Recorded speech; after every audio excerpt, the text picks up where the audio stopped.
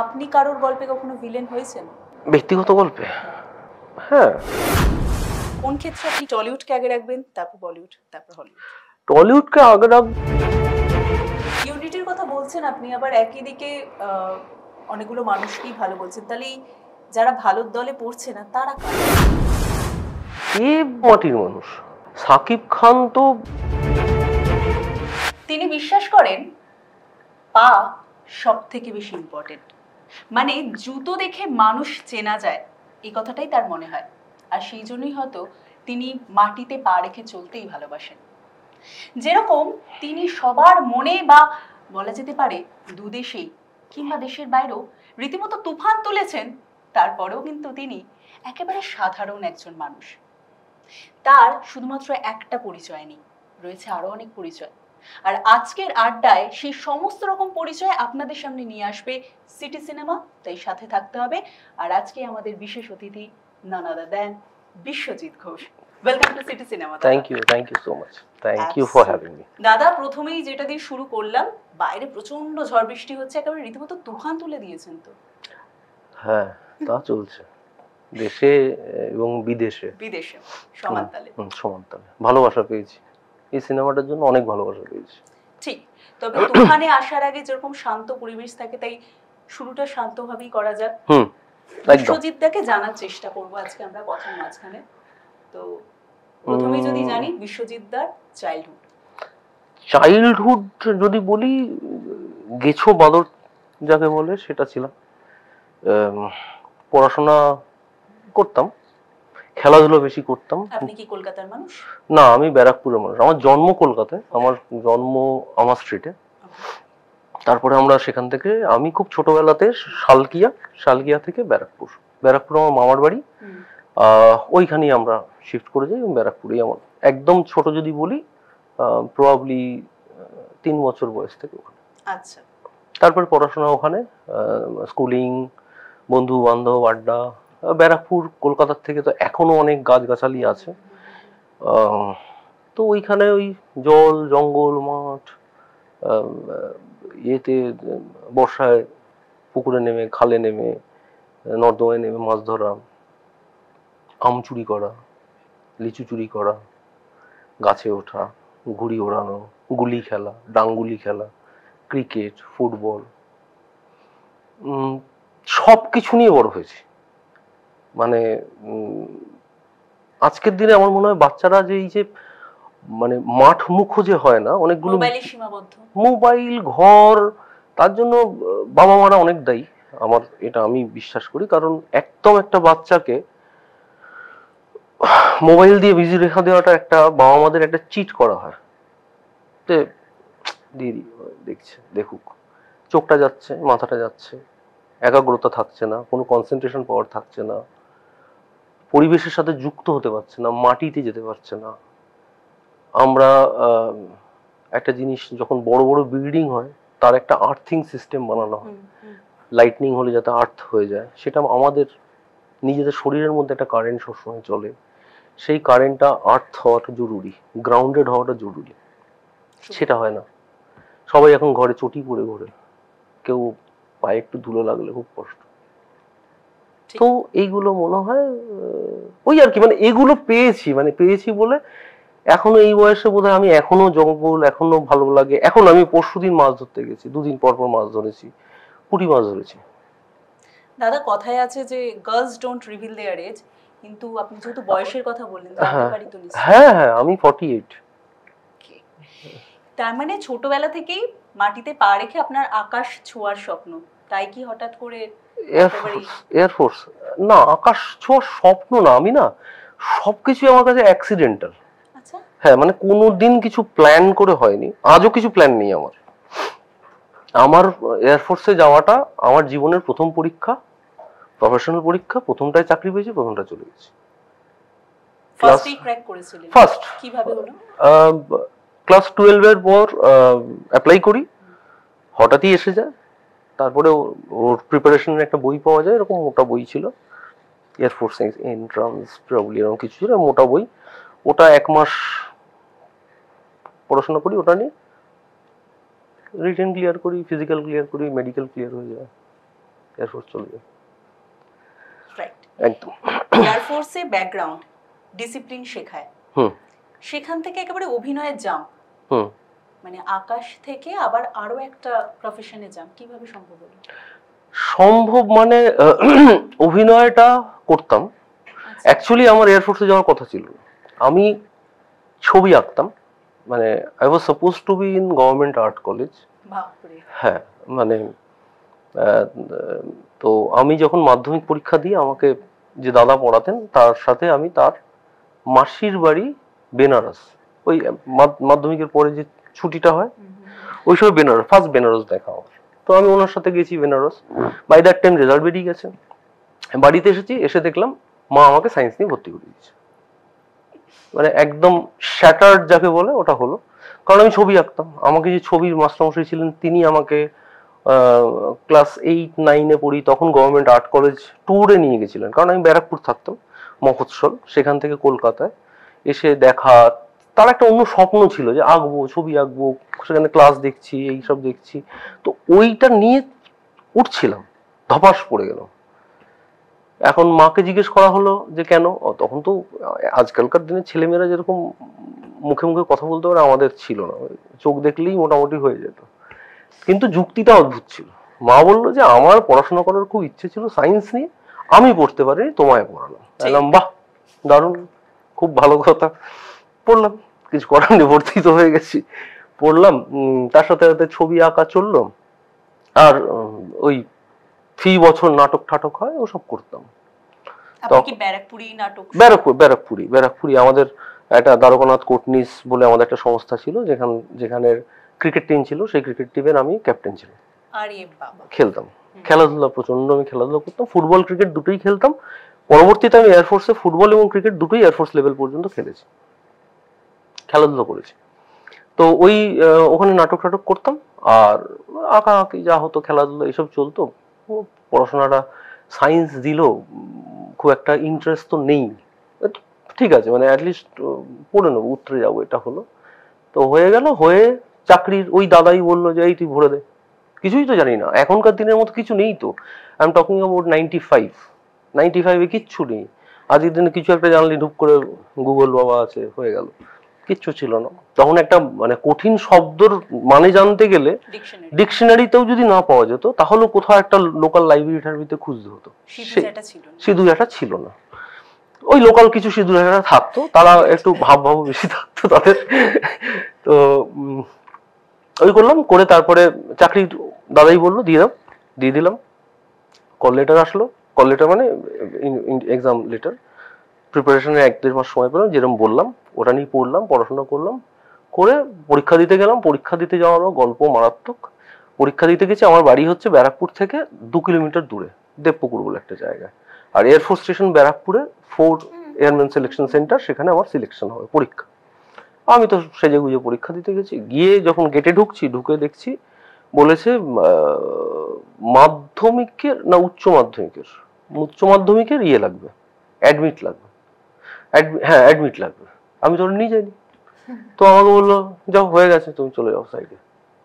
চলে যাও মানে মানে পরীক্ষা দিতে গেছি তো দেবো, তো হ্যাঁ। তো যখন আমাকে বললো সরে যাও, তো আমি বললাম যে কি করি। আমি তারপরে ভয়ে ভয়ে গেলাম ওনার কাছে। আমি বললাম যে কতক্ষণ সময় আছে? বললো 20 মিনিট। আমি বললাম 20 মিনিটে যদি নিয়ে আসি হবে? বললো হ্যাঁ হবে। তখন এত বাস পাস কিছু ছিল না, মানে আপনি কি এয়ার ফোর্সে জয়েন করবেন বলে প্লেন বা হেলিকপ্টারের সাহায্য নিলেন? না, তখন তো প্লেন হেলিকপ্টার ছেড়েই দাও, আমি তখন একটা অটোও পাচ্ছি না। তখন ওই কাঁচরাপাড়া ব্যারাকপুর রুটের উপরে 85 একটা বাস চলতো।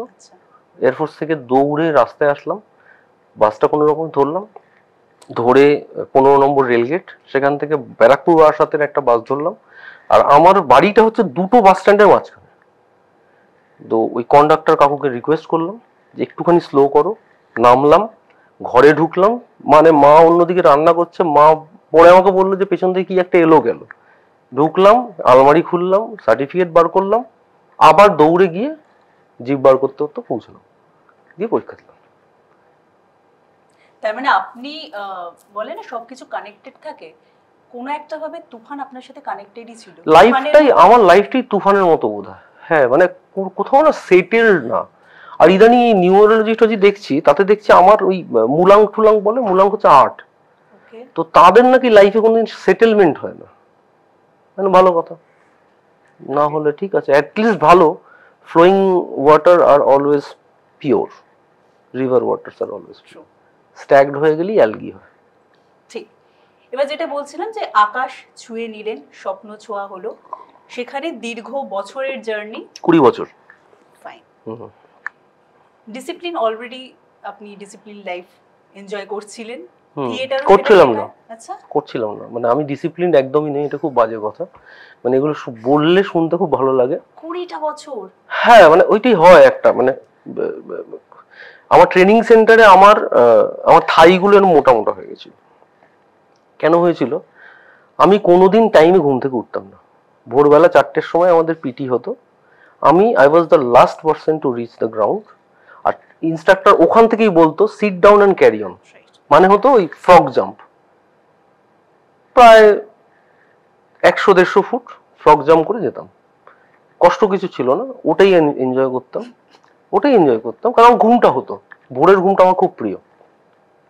তো যার জন্য কোন চেষ্টাও করিনি যে আগে যাবো। ঠিক আছে, আমার পরে দেখলাম সেটা লাভই হয়েছে, আমার থাইগুলো মোটা হয়েছে, যেটা এখন লোকে জিমে গিয়ে করে, ওটা আমার ন্যাচারালি হয়েছে। তো আমি ডিসিপ্লিন একদম না। ট্রেনিং সেন্টারে আম চুরি করতে গিয়ে ধরা পড়েছি। হ্যাঁ মানে আমাদের এয়ারফোর্সে যেখানে আমরা পুরো একটা এরিয়া, তো আমাদের যেখানে আমরা থাকার জায়গা আলাদা, পড়াশোনার জায়গা আলাদা। তো থাকার জায়গা আর পড়াশোনার জায়গা যেখানে আমাদের ইনস্টিটিউট ছিল, সেখানে আমরা অ্যালাউড ছিলাম না আফটার ওয়ার্কিং আওয়ার্স, লাইক 2-2:30টার পর আমরা অ্যালাউড না। তো ওই অ্যালাউ না হওয়াটাতেই ঢোকার একটা অন্য অ্যাড্রেনালিন রাশ ছিল। ঢুকবো, কাঁঠাল চুরি করতাম, নিয়ে বিছানার নিচে রাখতাম। ব্যাঙ্গালোরের মতো জায়গাতে তখন বুঝতাম না যে এটাকে কি বলে, আমি যে কি দিয়ে আম পাকায়, কার্বাইড। হ্যাঁ, তো সেই কার্বাইড খুঁজতে কাঁঠাল পাকিয়ে খাবো, আম পাকিয়ে খাবো। ধরা পড়ে গেলাম একবার, আমি গাছে উঠিনি, সেবার আরেকজন উঠেছিল, তো ও গাছেই রয়ে গেছে। আমাদের সিনিয়র ইনস্ট্রাক্টরকে দূর থেকে দেখেছি, আমরা পালিয়ে গেছি, আর ও উপর থেকে আম ফেলে যাচ্ছে, আর উনি এসে নিচে দাঁড়িয়ে ওকে দেখছে। তো এইসব প্রচুর হয়েছে। রাত্রিবেলা পালিয়ে সিনেমা দেখতাম, বাঙ্ক করতাম, মানে এয়ারফোর্সের মতো জায়গা থেকেও বাঙ্ক করতাম। HMT বলে একটা সিনেমা হল ছিল, সেখানে রেল লাইন দিয়ে হেঁটে হেঁটে যেতে হতো, রাতে গিয়ে সিনেমা দেখতাম। অনেক সময় এরকম হয়েছে সামনের সিটি ইনস্ট্রাক্টররা বসে আছে, মাথা নিচু করে পালিয়ে গেছি। তো এইসব করেছি, ডিসিপ্লিন না। সিনেমার সাথে তো আমার কানেকশনটা সারা জীবনই ছিল। হ্যাঁ, সিনেমা আমি প্রচন্ড দেখতে ভালো, প্রচন্ড, মানে আমার কাছে হিউজ কালেকশন আছে সিনেমা। প্রিয় অভিনেতা টম হ্যাঙ্কস। আর অভিনেত্রী সবাই ভালো লাগে। That's another issue. হ্যাঁ, সবাইকে ভালো লাগে। রাইট। ইন্সপিরেশন কে? Leonardo da Vinci. ছবি আঁকা, সবকিছু উনি হিউজ, মানে লিওনার্দো দা ভিঞ্চি একটা প্যাকেজ ছিলেন। আপনার যদি জীবনটাকে দেখা যায়, সেটাও তো ছবির মতোই আঁকা হয়ে গেল না? বোধহয় চলছে এখনো। আচ্ছা, মানে বলছিলাম আপনি স্ট্রাগলটা করছেন এখনো? হ্যাঁ, স্ট্রাগল তো চলছে। মানে আমি আমাকে অনেকে বলেছে যে তুমি একটা চাকরি, আমার খুব ভালো সিচুয়েশনে ছিল আমি চাকরিতে। মানে আমি অ্যাকচুয়ালি চাকরিতেও প্রচুর জাম্প করেছি। মানে আমি প্রথমে গেছি অ্যাজ এ টেলিকমিউনিকেশন ইঞ্জিনিয়ার হিসেবে জয়েন করেছি। তারপরে ওখান থেকে শিফট করলাম, হার্পেটোলজি নিয়ে পড়াশোনা করলাম। হার্পেটোলজি মানে হচ্ছে সরীসৃপ নিয়ে পড়াশোনা। কারণ আমি সাপ ধরা শুরু করলাম। সাপ আমি ছোটবেলায় শুনেছি যে আমি নাকি ওই একদম ছোট 3-3.5 বছরে ওই আগে সাপ খেলা দেখাতে আসতো, তো ওই সবাই গোল করে দাঁড়াতো, মাঝখানে সাপ টাপ ছাড়া হতো, তো আমি নাকি ওই বয়সে কোনো একটা সাপের ল্যাজ ধরে নিয়ে পালিয়ে গেছিলাম।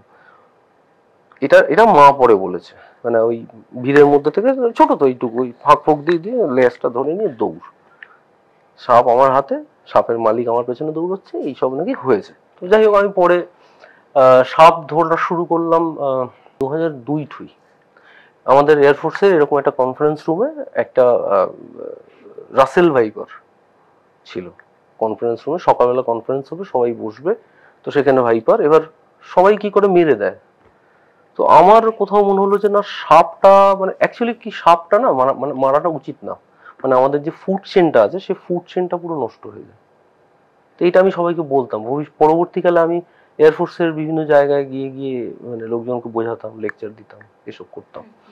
তো আমি দেখলাম যদি এটাকে ধরতে হয়, বাঁচাতে হয়, তাহলে পড়তে হবে। মানে এটা আমার একটা স্বভাব, মানে যেটাই করি শিখে করার চেষ্টা করি, যতটা শেখা যায়, মানে আমার যোগ্যতা অনুযায়ী যতটা আমি নিতে পারবো, গ্রাউন্ড থেকে জানাটা, মানে যে কোনো জিনিস, যে কোনো জিনিস। তো তো শুরু করলাম, তখন পড়াশোনা করলাম, করে আস্তে আস্তে আস্তে আস্তে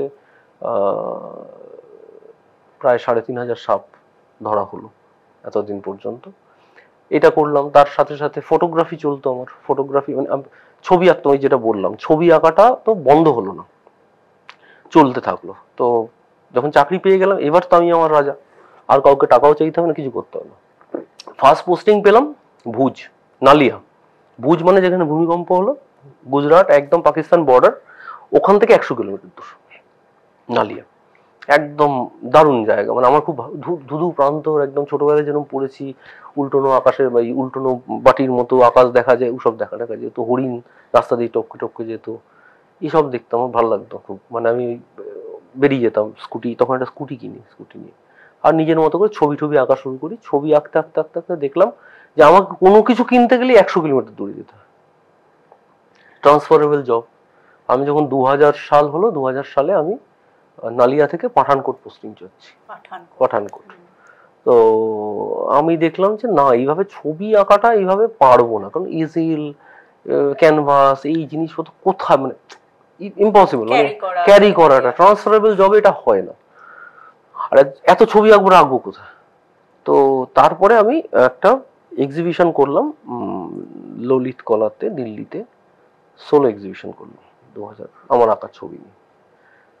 তো তারপরে বললাম না ঠিক আছে, তাহলে একটা এই ভিজুয়াল মিডিয়ামে তাহলে কি করা যায়। তখন ক্যামেরা ফার্স্ট, আমাদের যে ফটো সেকশন, সেই ফটো সেকশনের একজন সিনিয়র ছিলেন, তাকে বললাম যে আমাকে একটু ক্যামেরার অপারেশনটা বোঝাও। তো ওই শাটার স্পিড, এই যে ট্রায়াঙ্গেলটা, এই ট্রায়াঙ্গেলটা বুঝতে আমার 7 দিন লেগেছিল। শাটার স্পিড, আইএসও, আর তখন তো আইএসও ছিল না, মানে তখন তো ফিল্মে ছবি তুলতাম। শাটার স্পিড, আইএসও আর অ্যাপারচার, এই তিনটের রিলেশনটা বুঝতে সময় লাগলো। তারপরে তখন বেটার ফটোগ্রাফি আসতো, সেটা নিয়ে পড়াশোনা করা, দেখে দেখে দেখে দেখে ফটোগ্রাফিটা চললো। সেই ফটোগ্রাফি করতে করতে আমি, ওয়াইল্ড লাইফ তো ছিলই, পাখির প্রেমে পড়লাম। তো পাখি যখন ছবি তুলবো, তাহলে পাখি সম্পর্কে জানতে হবে। তখন আমি পড়লাম অর্নিথোলজি নিয়ে। এবার আর একজনের সাথে, আরেকজন আমার গুরু, যিনি অর্নিথোলজির গুরু, এয়ারফোর্সেরই, মহেশ আইয়ার, সাউথ ইন্ডিয়ান। তো তার সংস্পর্শে আসলাম। তো সে বললো যে তুই এত ভালো পাখির ছবি তুলিস, তুই পাখি সম্পর্কে জান আগে। তো এয়ারফোর্সে তো একটা ডিপার্টমেন্টই আছে অর্নিথোলজি সেল, তাই নাকি, কি করি তাতে? তা বললো যে এই যে ফ্লাইট সেফটি, মানে যে এই যে বার্ড হিটে যে আমাদের ক্ষতিটা হয়, সেটা কি করে রিডিউস করা যায়, তো scientifically we are working on it, তো you can work as an ornithologist. বাহ, এটা ভালো জিনিস। মানে বেশি দিন কোনো কিছু তো থাকতে ভালো লাগে না, মানে ওই ইঞ্জিনিয়ারিং হয়ে গেল, শেষ, সাপ ধরছি, ভালো লাগছে, লোকজন চিনছে, লোকজন ডাকছে, খাবার ফেলে, রাত্রিবেলা ডিনার ফেলে চলে যাচ্ছি, সাপ ধরছি, অজগর ধরছি, এই ধরছি, সেই অনেক সাপ। তো দেখলাম এটা ভালো, তো এটা তাহলে শিফট করা যেতে পারে। তা পড়লাম, পড়ার পরে আমি অর্নিথোলজি সেলে শিফট হয়ে গেলাম। শিফট হয়ে গিয়ে আমি একটা বার্ড আইডেন্টিফিকেশনের জন্য একটা বার্ডস অফ গোয়ালিয়র বলে একটা বই লিখলাম। আমি দেখলাম যে 20 বছর আমাদের একটা বন্ড থাকে। তো আমি ভাবলাম যে ঠিক আছে, এইটা একটা সুযোগ, কারণ একটা জায়গায় আটকে থেকে গেলে হয়ে গেল। কারণ আমার মনে হচ্ছে জীবনটাকে আমি 3 ভাগে ভাগ করেছি। প্রথম 20 বছর পড়াশোনা, দ্বিতীয় 20 বছর চাকরি বাকরি, আর তৃতীয় 20 বছরটা আমি আমার মতো করে। কারণ তারপরে 60-এর পরে কি হবে আমি জানি না, ওটা তো বোনাসে চলবো। তো তো ওই তৃতীয় 20 বছরের ইনিংসটা এখন চলছে। পাখির চোখ আপনি বানালেন, এবার ছবিকে, সিনেমা? না, তাও না, বানালাম না আমি, অ্যাক্সিডেন্টাল অ্যাক্টর। আমার মানে অভিনয় করতাম যখন ওই বেঙ্গলি অ্যাসোসিয়েশনের, আমাদের এয়ারফোর্সের প্রত্যেক বছরের দুর্গাপুজোর সময় একটা বিভিন্ন, মানে আমরা বাঙালিরা কলকাতায় যতটা মানে বাঙালিয়ানা, এক্স্যাক্টলি যতটা বাঙালিয়ানায় মেতে থাকি, তার থেকে আমার মনে হয় 10 টাইমস বেশি প্রবাসীরা মেতে থাকে। তাদের মধ্যে অ্যাসোসিয়েশনটা অনেক বেশি, একসাথে হওয়ার ব্যাপারটা অনেক বেশি। আমাদের পুজো যখন হতো, পুজোর 5 দিন তো ছেড়েই দাও, মানে সে এক দারুণ ব্যাপার। মানে সবাই একটা বড় পরিবার, খাওয়া দাওয়া, জামা কাপড় পরা, সারাদিন ওটা। আর আমি যেহেতু আমি বানাতাম, আমি প্যান্ডেল বানাতাম, মানে আমি নিজে ডিজাইন করে প্যান্ডেলটা বানাতাম। তো আমার এঙ্গেজমেন্ট আর মানে আমি সেই প্যান্ডেল মাথায় বসে প্যান্ডেল বাজছি, আর আমার ডায়ালগ নিচে রিহার্সাল হচ্ছে, আমি উপর থেকে ডায়ালগ বলছি, এইরকম রিহার্সাল করেছি। এগুলো ছিল তার, এগুলো করতাম। তারপরে চাকরিটা ছাড়লাম ফটোগ্রাফার হবো বলে, মানে মাথায় নিয়ে আসলাম ফটোগ্রাফার হবো। চাকরিটা কেন ছাড়লেন? ওই যে বললাম, মানে হয়ে গেছে আর না। হ্যাঁ, মানে ঠিক আছে, 20 বছর অনেক হয়। আর তারপরে একটা খুব বিশ্রী নস্টালজিয়া নিয়ে কলকাতায় ঢুকলাম। কেন? বাঙালিয়ানা, ওই যে ব্যাগ হাতে বাজার যাব, আলু পটল কিনবো, মাছটা দেখে কিনবো, যেটা সব জায়গায় পেতাম না। 20 বছরের একটা আক্ষেপ ছিল, বাংলা পেপারটা বাড়িতে আসবে। এখন তো সবই সব পাওয়া যায়, তখন তো এসব পাওয়া যেত না। বাংলা চ্যানেলগুলো দেখতে পারবো, জীবনে কোনো নাটক মানে কোনো সিরিয়াল দেখি না আমি তখন। ওই যে হয় না মানুষের একটা বলে না ফিতরত, ওই আমার ফিতরত হচ্ছে ওটা। আমাকে সবাই বলেছে তুই যখন এগুলো করছিস, তুই যখন ফটোগ্রাফি নিয়ে করবি, তুই go and settle to Pune আর মুম্বাই। সবাই বলেছে, আমার সিনিয়ররা বলেছে। না, বাংলা বাংলা আমার সব ঢুকবো। এখন বুঝতে পারছি, সেই হোক। এখন বাংলায় মেতে থাকতে হবে। তো যাই হোক, এই করলাম করে চাকরিটা ছেড়ে দিলাম এই কারণে যে এবার একটু নিজের মতো করব। কারণ ওখানে না ডিসিপ্লিনের থেকে বড় বেশি ছিল এই সেই গরু বাঁধার মতো বাঁধা থাকতাম। মানে বছরে 90টা দিন ছুটি পাবো ঠিকই, কিন্তু সেই তুমি যাবে কিনা জেনে আমারটা বানাতে হবে, তারপর ওরটা দেখে বানাতে হবে, তোমার টাইমে তুমি যেতে পারবে না। আমার বাবা মারা গেলেন 2012-তে। তো আমি বাবাকে আমার জন্য P7-এ রাখতে হয়েছিল 3 দিন আসার সময়। আমি উইদাউট রিজার্ভেশন আমি গোয়ালিয়র থেকে এখানে এসেছি। তো সেই সময় জাস্ট ছাড়ার পরপরই মুম্বাইয়ের একজন ডিরেক্টর হঠাৎ করে আমার সাথে যোগাযোগ করলেন। আর আমি ততদিনে আমি কিছু ওয়ার্কশপ করাতাম, ফটোগ্রাফি ওয়ার্কশপ করাতাম, মানে ওয়াইল্ড লাইফ ফটোগ্রাফি ওয়ার্কশপ করাতাম। তাদেরই থ্রু দিয়ে একজন ফটো ডিরেক্টর অ্যাপ্রোচ করলেন যে প্যাশন বলে একটা ছোট একটা মোটিভেশনাল একটা শর্ট বানাবো, তো সেখানে আপনাকে ভাবছি। ঠিক আছে, কি ভালোই, চলো। না, এই যে চাকরি বাকরি ছেড়ে আসলেন, প্যাশন ফলো করে আসলেন, তো সেটাই অন্যদের ইন্সপায়ার করবে। ঠিক আছে, ভালো, ইন্সপায়ার করুক। একটা প্যাশনে তার মানে আরেকটা প্যাশনের সাথে যুক্ত হচ্ছেন, অভিনয়। হ্যাঁ, মানে এবার আমি তখন জানতাম না যুক্ত হচ্ছি। তো আমাকে বললো, আমি বললাম ঠিক আছে, বললাম মুম্বাই আসতে হবে, টিকিট পাঠিয়ে দিল। চলে গেলাম, গিয়ে তখন দেখলাম যে আমার সাথে লগ্নজিতা ছিল। মানে যেহেতু লগ্নজিতাও শুনেছি ও পড়াশোনায় খুব ভালো, তারপরে ও গান বাজনা নিয়ে যেহেতু এগিয়েছে, যার জন্য ওই একই ইয়েতে। তো আমি, লগ্নজিতা আর একটি ছেলে IITian, বাট ইন্ডিয়াস ফাস্টেস্ট স্কেটারও। তো ওকে নিয়ে, 3 জনকে নিয়ে একটা বানালো। তো হলো আসলাম। তো ওখানে আমার বন্ধু আছে, আশিস ওয়ারেং আছে, ও সব ওকে এখন অনেক সব সিনেমাতেই দেখা যায়, মানে সিংহাম অ্যান্ড অল। দেখবে একটা পুলিশ, টাক মাথা একটা পুলিশ আছে, তো আমার বন্ধু, এয়ারফোর্সের বন্ধু। তো ও চুটিয়ে অভিনয় করছে। তো আমাকে বললো যে আয় ইয়ে করি, একটু আড্ডা ফাড্ডা মারবো। ঠিক আছে, যাবো, পুরোনো এয়ারফোর্সের বন্ধু, একটু আড্ডা হবে।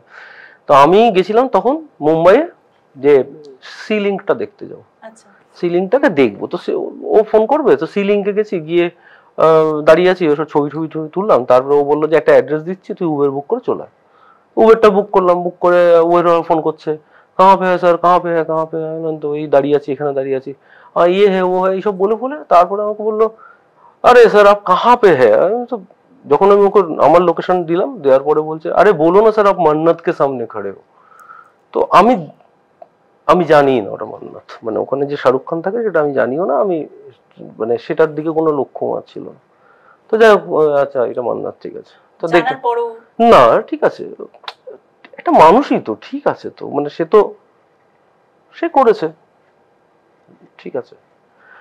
তো তারপর বুঝলাম যে হ্যাঁ, লোকজন এসে সেলফি তুলছে, তখন বুঝলাম আচ্ছা ওকে, এটা মান্নাত, ঠিক আছে। তখন আমার কাছে ইম্পর্টেন্ট ছিল আড্ডা মারতে যাবো।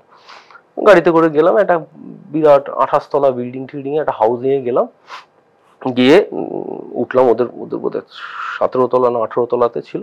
উঠলাম, খুব সুন্দর একটা ফ্ল্যাটে ঢুকলাম, ঢুকে দরজা খুললাম, মানে আমি বেল বাজালাম, দেখলাম দরজা খুললো হচ্ছে ওর নাম ওই যে সিংঘামে যে অজয় দেবগানের সাথে যে পুলিশ থাকে ও। আচ্ছা, বাহ সারপ্রাইজ। আর এরকম দরজার সাথে সোজা দেখতে পাচ্ছি এরকম একটা এল শেপের সোফা রয়েছে, তো সোফাতে এরকম ওইখানে ওয়ারেন বসে আছে, মানে আমার বন্ধু, আর আমি পিঠ করে একজন লোক বসে আছে, আর এই দরজাটা খুলেছে। আর ঢুকে যখন সামনে দিয়ে ঘুরে গেলাম, গিয়ে দেখলাম সামনে যে লোকটা পিঠ করেছে সে হচ্ছে রোহিত শেট্টি। তো সেটা আমার জন্য শকিং ছিল। তারপরে ওয়ারেন স্যার এইসব, ততদিনে আমি দাড়ি টাড়ি অনেকটা গজিয়ে গেছে, মানে দাড়ি গজানোর গল্পটা অন্য বলছি, তো তখন গড়িয়ে গেছে। তারপরে কথাবার্তা বলতে হলো, তো রোহিত শেট্টি খুব শাই এবং খুব কম কথা বললো, আ যাও, এইটুকুই বললো। তা আমি কিছু বলারই নেই, আমার কাছে আমার স্পেল বাউন্ড টাইপের ছিলাম, কি বলবো, কিছু বলার, লোকটার সাথে কি কথা বলবো, আমার অকাতই নেই কিছু বলার। না ও মন খুলে হাসছে যে আমি হ্যাঁ করে হাসবো, গল্প করবো, সেটা তো হয় না। আর হ্যাঁ, আর আমি গায়ে পড়ে কারোর সাথে কথা বলতে পারি না। অনেকে আমাকে বলে এই অমুক জায়গায় গেলি তুই ওর সাথে ছবি তুললি না, ওর সাথে ছবি তুললি না, আমি পারি না, হয় না, কি দেখাবো, এটা মনে হয়। তো হলো, তার চলে গেলাম। তারপরে ও আমাকে বললো আরে তুই আয়, তুই মুম্বাই আয়, কাজকর্ম কর। দূর, অভিনয় ভাবিনি কখনো এসব। তো ওই করে চলে আসলাম। অভিনয় ভাবেননি কেন? থিয়েটারের সাথেই তো যুক্ত ছিলেন। কিচ্ছু জানতাম না তো, মানে কাকে বলবো, কাকে ধরবো, কার সামনে যাবো, না কখনো ওই ভাবিও নি, অ্যাকচুয়ালি সত্যি কথা বলতে ভাবিনি। তো চলে আসলাম, চলে আসার পরে হঠাৎ করে ফেসবুকে একটা মেসেজ আসলো, একটি ছেলে বললো স্যার এরকম একটা আপনার সাথে দেখা করতে চাই। রিগার্ডিং? বললাম আমি একটা সিনেমা বানাবো, আপনার লুকটা যায়, আপনি কি করবেন? তো আমি ঠিক আছে জানাচ্ছি। ভাবলাম দুদিন যে কি মানে মানে করিনি কখনো, ক্যামেরার সামনে অভিনয় করিনি। তাও বললাম ঠিক আছে। তো ও আসলো, বাড়িতে আসলো, একটা ইন্ডিপেন্ডেন্ট সিনেমা বানাচ্ছিল। তো ওর অ্যাপ্রোচটা আমার খুব ভালো লাগলো, ইয়াং ছেলে। তো বললো এটা আপনি স্যামুয়েল বলে একটা ক্যারেক্টার, মানে আর্ট কিউরেটর, ওই যে বললাম কতগুলো ক্যারেক্টার আর একটা ক্যারেক্টার। তো আর্ট কিউরেটর গল্পটা হচ্ছে একটা অন্ধ পেইন্টার, তো সে বিদেশে ঘুরে বেড়ায়, এই কিউরেটর সে কলকাতায় এসছে, তো এই অন্ধ পেইন্টারকে সে ডিসকভার করে এবং তাকে মানে গ্লোবালি প্রেজেন্ট করবে। তা দেখলাম ভালো, মানে একটা কজ আছে, মানে একটা কাউকে প্রেজেন্ট করছে, কাউকে মানে ঠিক আছে করো। পয়সা করির কিছু কথাবার্তাও বললাম না, জানি না, মানে বললাম না, ও কিছু বললো না। গেলাম, নিজের গাড়ি ফাড়ি হাঁকিয়ে মানে গেলাম। সেই কাজ করতে গিয়ে কাজের ডাবিং হলো এমন একটা জায়গায় রাত্রিবেলা ছাড়া ডাবিং করতে পারবে না। কেন ডাবিং করতে পারবে না? কারণ পাড়ায় কীর্তন হচ্ছে, দিনের বেলা কীর্তনের আওয়াজ হবে, তো ডাবিং স্টুডিও মানে যেটা হয় মানে মেকশিফট টাইপের বানানো। তো সেই ডাবিং করে রাত 1:30 যখন বেরোলাম, তখন দেখলাম লোকাল কোনো বিল্ডার, তার পাথর পড়বে, আমার গাড়িটা না সরিয়ে আমার গাড়ির ওপর দিয়ে পুরো পাথরটা সাইড দিয়ে পুরো আমার গাড়ির একটা কাঁচ ভেঙেছে, লক ভেঙেছে, সরানোর চেষ্টা করেছে। স্ক্র্যাচ কি, একটা দরজা ভাঙা, লক ভাঙা, সামনের দরজার মানে ডান দিকের কাঁচটা ভাঙা, আর পেছন দিকটা পুরো উঁচু করে পাথর ফেলেছে। তো ওই মানে বলে খাজনার থেকে বাজনা বেশি। তো ওটা সবকিছু মানে প্রথম সিনেমা, সবকিছু দিক দিয়ে মনে থাকবে। আর রাতে দৌড়াদৌড়ি করলাম, এইসব করলাম, থানা পুলিশ হলো। তো এটা প্রথম সিনেমা, আমি একটু ইন্টারাপ্ট করলাম, এটা প্রথম সিনেমা, কিন্তু আপনি প্রথম ডাক পেয়েছিলেন মুম্বাইতে, সেটা একটা শর্ট ফিল্ম। সেখানে তো আপনাকে ক্যামেরার সামনেই আসতে হয়েছে। হ্যাঁ প্যাশন, সেখানে তো আমি আমার ক্যারেক্টারই প্লে করছি, মানে আমি তো ওটা মানে অ্যাজ এ বিশ্বজিৎ ঘোষই ওখানে, ওটা তো অন্য কোনো ক্যারেক্টার আমি তুলেছি যে আমি ফটোগ্রাফার, মানে এর থেকে ফটোগ্রাফার হব বলে চাকরিটা ছাড়লাম। এবার স্যামুয়েলে ফিরে এলেন। স্যামুয়েলে প্রথমবারের জন্য আপনি অন্য একজন চরিত্রটা আমি মানে ক্যামেরার সামনে করলাম। ওটা তো হয়ে গেল, ওটা চ্যাপ্টারটা, ওটা একটা ইতিহাস হয়ে গেল। যাই হোক, সেটার জন্য আমার ভালো হলো, আমার গাড়িটা একটা নতুন রকম করে রং করা হলো, স্পোর্টস লুক দিলাম। তো ওটা একটা ভালো, মানে সম্বন্ধেরই আমি দেখি ভালো একটা ভালো দিক আছে, এটা আমার সবসময় দেখেছি। প্রচুর ছবি আছে পাইনি, দুঃখ হয়েছে, তারপরে দেখলাম একটা ভালো ছবি পেয়েছি। তো হয়, এটা হয়। অডিশন দিয়েছি, আশা ছিল শুরুতে যখন, এবার এই হতে হতে তারপরে দেখলাম যে আচ্ছা বেশ মজার ব্যাপার, তো তাহলে এবার ক্যামেরার সামনে ভালো লাগছে, করি। যখন দেখলাম ক্যামেরার পেছনে গিয়ে দেখছি আচ্ছা দৌড়চ্ছি, দেখতে ভালো লাগছে, হাঁটছি ভালো লাগছে, তাহলে ঠিক করি, নিজেকে বড় পর্দায় দেখা যাবে, এটা হলো। তারপরে হইচই থেকে একটা হইচইয়ের একটা ওই যে পাঁচ ফোড়ন যে অ্যান্থোলজিটা, সেটা পাঁচ ফোড়ন ওয়ানটা আমি দেখেছিলাম। আমার জয়া হাসানকে ভীষণ ভালো লাগে, জয়া হাসানকে। তো হ্যাঁ, সত্যি খুব ভালো লাগে। তো ওই অনির্বাণ আর জয়া হাসানের যে পার্টটা ছিল সেটা আমি দেখেছিলাম, তো ভালো লেগেছিল। তারপরে আমার কাছে আসলো যে আপনার ইংরেজিটা কেমন, আমি চালিয়ে যাবো। ঠিক আছে, তাহলে একটা পাঠাচ্ছি, একটু করে পাঠালাম। পাঠানোর পর বললো একটু মিটিং করি। তো গেলাম, মিটিং টিটিং হলো। তারপর আমি জানি না কে কে আছে, কি হচ্ছে না হচ্ছে। তা আমি বললাম যে আর কে আছে, বললো SM আছে, আর কি একটা আর দি বললো। ঠিক আছে, তাহলে SMটা কে? মিটিং হচ্ছে এমন ভাবে, মানে স্বস্তিকা মুখ, আচ্ছা স্বস্তিকা মুখ আছে, সেটা বললেই তো হয় স্বস্তিকা না, মানে কি হবে, ঠিক আছে ঠিক আছে। তো মানে আমি হয়তো এই ক্যাজুয়াল ব্যাপারগুলো হয়তো আমি ওই সো কল্ড ইন্ডাস্ট্রির জন্য আমি হয়তো অতটা পলিশড মানুষ নই। তো এটা এটা এটা মনে হয় ঠিক হবে না। 20 বছর তো চলছে, হয়ে যাবে হয়তো। ঠিক না হওয়া ভালো না, মানে পলিশ করে কি করব, মানে ওই একটা সময় তো বেরিয়েই যায়, দাকুন তো সব বেরিয়ে যায়, সবাই তো রাখতেও পারে না। তো যাই হোক, তো ওইটা হলো, ওটা করলাম। ওটা হলো আফটারনুন অডিশন বলে একটা হলো, সেটা শুট শেষ হলো। তারপরে আড্ডা টাইমস এর কাজ করলাম, কর্মা, রিঙ্গো ব্যানার্জির। তারপরে fabulous, not only director, is a complete person for cinema. রিঙ্গোদার ঘরে যখন, রিঙ্গোদার রুমটাতে গিয়ে যখন পরে আড্ডা ঠাড্ডা মেরেছি 2-4 বার। তার আগে যখন ফার্স্ট ডে আমাকে পাঠানো হলো আড্ডা টাইমস থেকে, বলে তুমি ডিরেক্টরের বাড়িতে চলে যাও। ঠিক আছে, আমি সবসময় বাইক নিয়ে খুব কমফোর্টেবল, আমি আজও বাইক নিয়ে এসেছি। তো আমি গেলাম, ডিরেক্টরটা কে? বললো রিঙ্গো ব্যানার্জি। রিঙ্গো ব্যানার্জি মনে করতে আছে, গুগল করলাম, আচ্ছা ও ওকে। গেলাম, রিঙ্গোদা বিয়ে খুললো, মুমতাজের খুললো, খুলে বললো আমার ক্যারেক্টারটা কি একটা নাম ছিল ভুলে গেছি। তো বললো যে এসো এসো এসো, ভেরি সবসময় খুব এনার্জেটিক একটা মানুষ, তো এসো এসো বস এসো, এই সেই হলো। ওর রুমটায় গেলাম, রুমটা দেখলাম বেশ সুন্দর।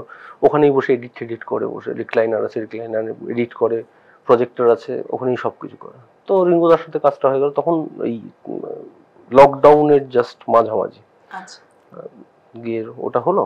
হবার পরে তারপরে কাজ পেলাম মৈনাক ভৌমিকের সাথে মিনি।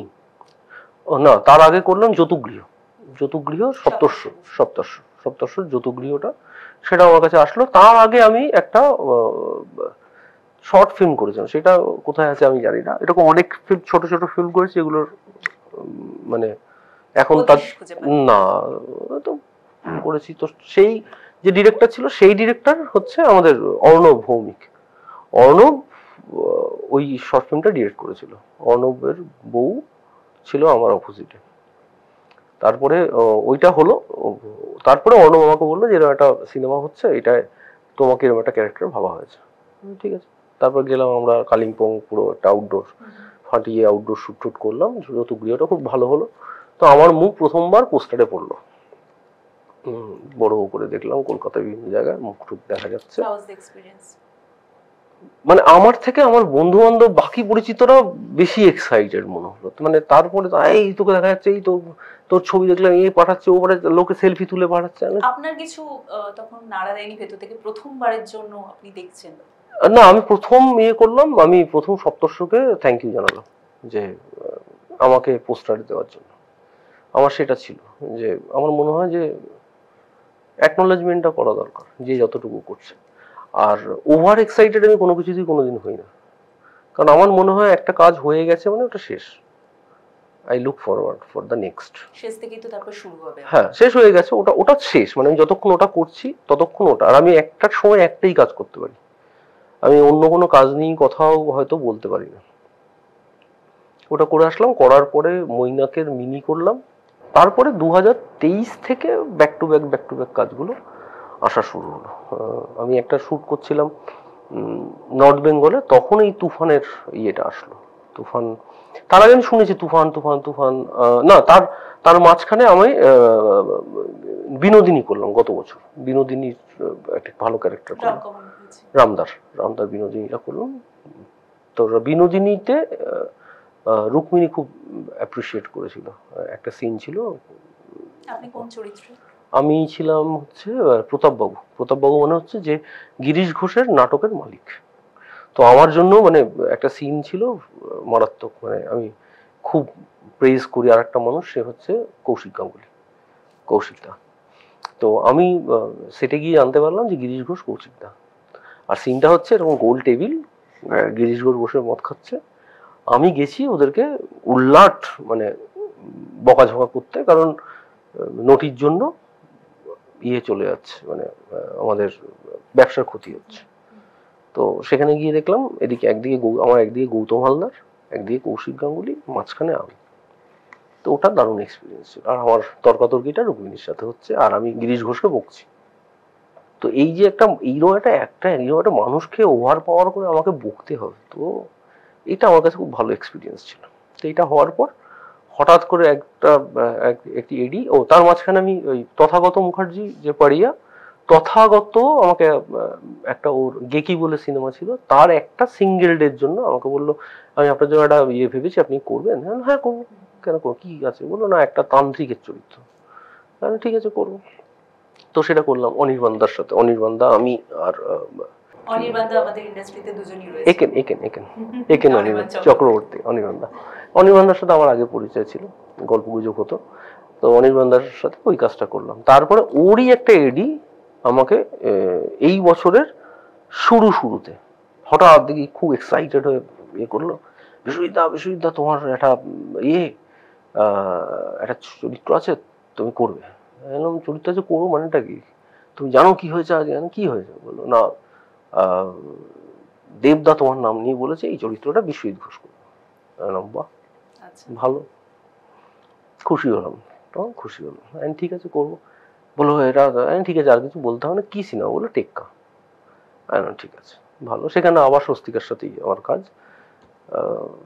টেক্কাটা করলাম। টেক্কার ফ্লোরেই দেব আমাকে বললো, আমি দেবকে থ্যাংক ইউ বললো, যে আবার যে থ্যাংক ইউ আমাকে এই ইয়েটা দেওয়ার জন্য। বললো তুমি আর একটা করছো। এলাম খাদান। বললো হ্যাঁ। তো বললো রিনো, মানে রিনোদার সাথে আমার পরিচয় করিয়ে দিল। রিনোদা বললো দাদা আপনি ভ্যানে যান, মানে তখন টেক্কার শুটে গেছি জাস্ট। বললো আপনি ভ্যানে যান, আমি আসছি। তো রিনোদার সাথে কথা হলো। তারপরে এই টেক্কার এটা শুরু হবে, খাদান শুরু হবে, এই নিয়ে রয়েছি।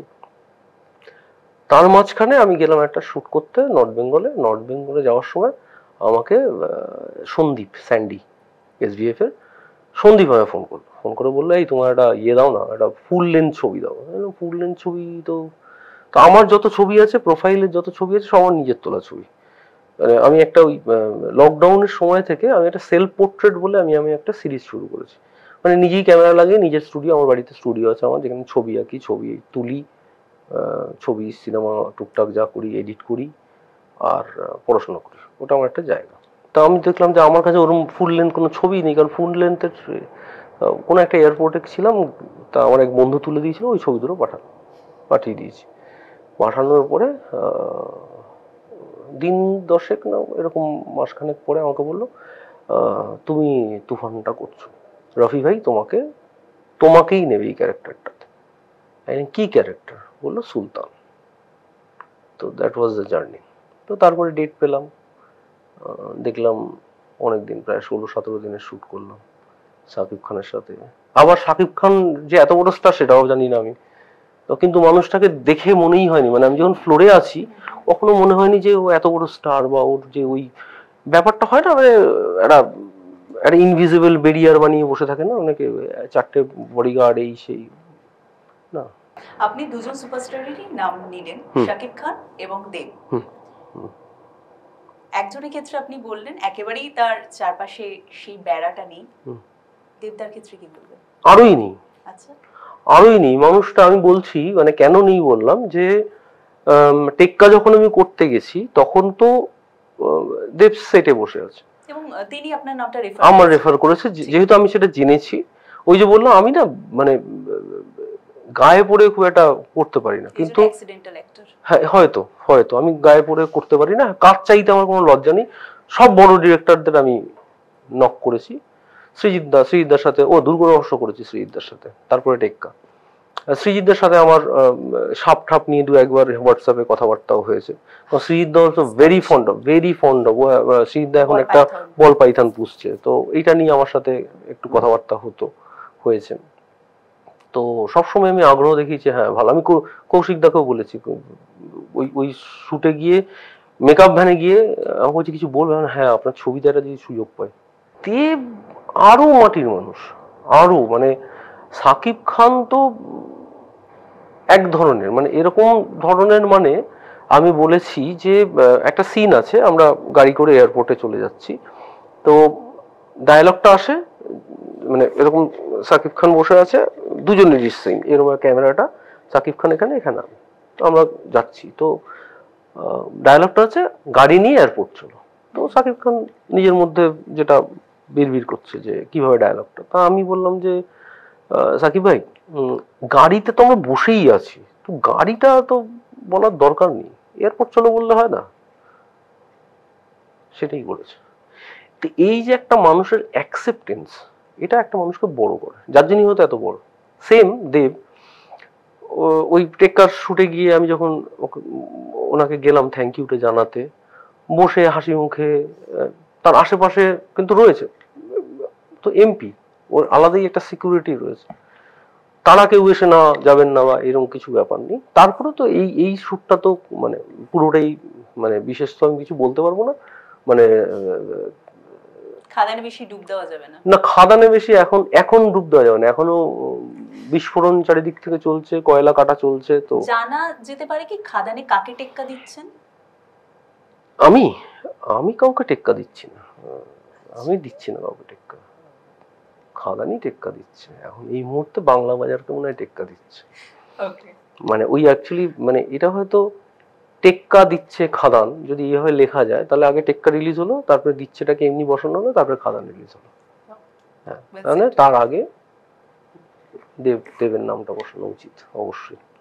তো দেব অসাধারণ মানুষ, অসাধারণ। আমরা বসে আড্ডা, গল্প, এবং মানে এত হাসি, মানে ইয়ার্কি ঠাট্টা যে সেটের মধ্যে একটা মানুষ করে, এটা দারুণ, এটা সত্যি ভালো, ভীষণ কমফোর্ট, একদম লাইট করে দেয়। কোনো জায়গায় আসছে হয়তো আমাকেই বলছে, এই তুমি এই এক্সপ্রেশনটা এরম হয়ে দাও, এসে আমার জায়গায় দাঁড়িয়ে দেখিয়ে আমাকে বললো তুমি সামনে দাও, দেখো আমি কিভাবে করছি।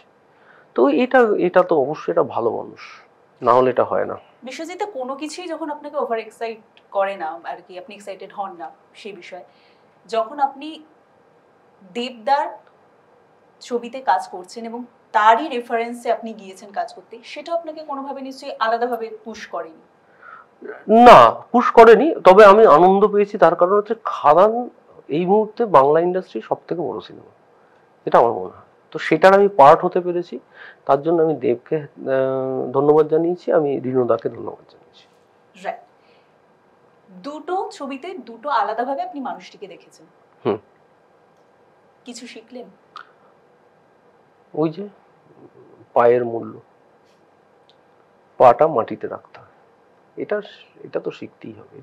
এটা আমি নিজেও মেনটেন করি, এরকম একটা মানুষকে সামনে থেকে দেখছি, তো এটা তো একটা আলাদা, সবসময় ভালো লাগে। মানে হয় না, একটা মানুষ মন ছুঁয়ে যায়।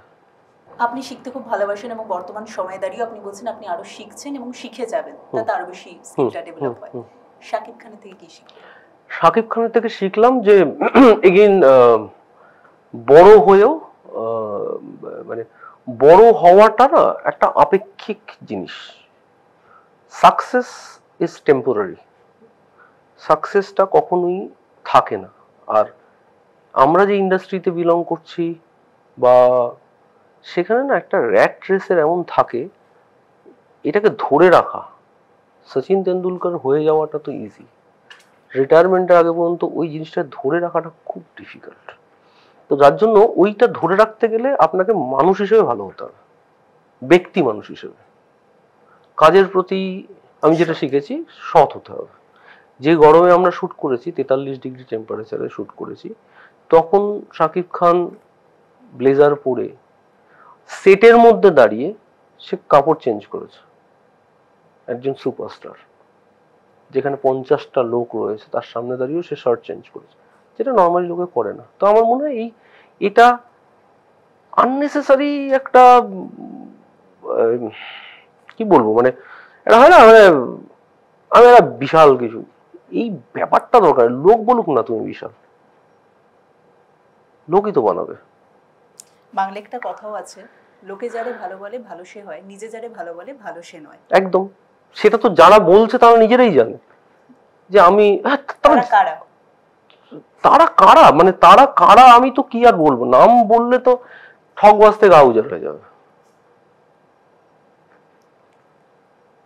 তো যারা করছে তারা নিজেরাই জানে। মানে কাজের প্রতি যদি আমি যদি কাজটা ঠিক পারি, আমাকে লোকে ভালোবাসবে। লোকে যদি আমার ভালো না বাসে, প্রডিউসারের পয়সা ধ্বংস করার আমার কোনো অধিকার নেই, এটা মনে হয়। একইভাবে আমাদের টলিউডে আরো একজন সুলতান রয়েছেন, আমরা জানি, জিদ্দা। হ্যাঁ, তার সঙ্গে কাজের এখনো পর্যন্ত সুযোগ হয়নি। আমি বছর 3 আগে শুনেছিলাম, যদিও এটা আমি এর সত্যতা আমি জানি না, জিদ্দা নাকি আমার কথা জিজ্ঞেস করেছিল, এটা কি, এইটুকু আমি শুনেছিলাম। আমি খুশি হয়েছিলাম যে একটা এরকম একজন সুপারস্টার, মানে বাংলা ইন্ডাস্ট্রি বলতে যাদের বুঝি তারা লক্ষ্য করছে, তো তাহলে আমি আছি, হয়তো লোকজন দেখছে, হয়তো কাজ ওই এগেন কাজ। দৌড়দৌড়ি করে শুধু এইখানে ওখানে চারিদিকে মুখ দেখিয়ে বেরিয়ে আমার মনে হয় না খুব একটা লাভ, মানে এটা সবাই করছে। মানে যে মানুষটা ভিড়ের মধ্যে থেকে একটা সাপের লেজ ধরে টেনে নিয়ে চলে যেতে চায়, সেই আবার কিন্তু ভিড়ে হারিয়ে যেতে একেবারেই পছন্দ করে না, আলাদা পথেই হাঁটতে চায়। বিশ্বজিৎদা তাই দেখলাম। হ্যাঁ, মানে আমার মনে হয় আলাদা পথ না, মানে অ্যাকচুয়ালি কি না, মানে আলাদা পথ না, এটা একটু কঠিন পথ, যার জন্য হাঁটার জন্য নিজেকে ইচ্ছা করে আলাদা হতে হচ্ছে না। ঠিক যেমন মেট্রো থেকে যখন ওঠার সময় দেখবে একদিকে এসকেলেটর আছে আর একদিকে সিঁড়ি আছে, সব সময় সিঁড়িটা ফাঁকা আছে, তো সিঁড়িটা দিয়ে উঠলে তোমার নিজের ক্যালোরিটাও বাড়ানো হচ্ছে আর ধাক্কা ধাক্কিও পড়ছে না। তো আমরা কেউ ওইটুকু কষ্টটা করছি না, করলেই কিন্তু ভিড়ের মধ্যে থাকতে হচ্ছে না। এটা আলাদা করে ওই যে বললাম না, ওই যে 4টে বাউন্সার দিয়ে ভিড় হাঁটি, আমি ভিড়ের মধ্যে আছি অথচ ভিড় নেই, আমি চাইছি 500টা লোক আমাকে দেখুক, তাহলে দেখবে যখন বাবা, তাহলে এত লোককে হাঁটাচ্ছ কেন তুমি? দেখতে দাও, ছুতে দাও, তোমাকে যদি লোকগুলোর ভালোবাসা দিয়ে তুমি আজকে দাঁড়িয়ে আছো, ছুতে দাও। মানে এটা কোথাও একটা দ্বিচারিতা, যদি কেউ তোমার ভালোবাসছে, ছুতে চাইলে ছুতে দাও। বিশ্বজিৎদা প্রথম দিকেই বলেছিলেন যে অভিনেতার ক্ষেত্রে বলেছিলেন আপনার কাকে পছন্দ, কিন্তু অভিনেত্রীদের ক্ষেত্রে বলেছিলেন সবাইকে পছন্দ। তাহলে আপনার রুক্মিণী মৈত্রের সাথে অভিনয়ের এক্সপেরিয়েন্স রয়েছে? খুব ভালো, খুব ভালো। আর একদম খুব, মানে দেব এবং রুক্মিণী দুজনেই না মানুষ হিসেবে খুব ভালো, খুব ভালো।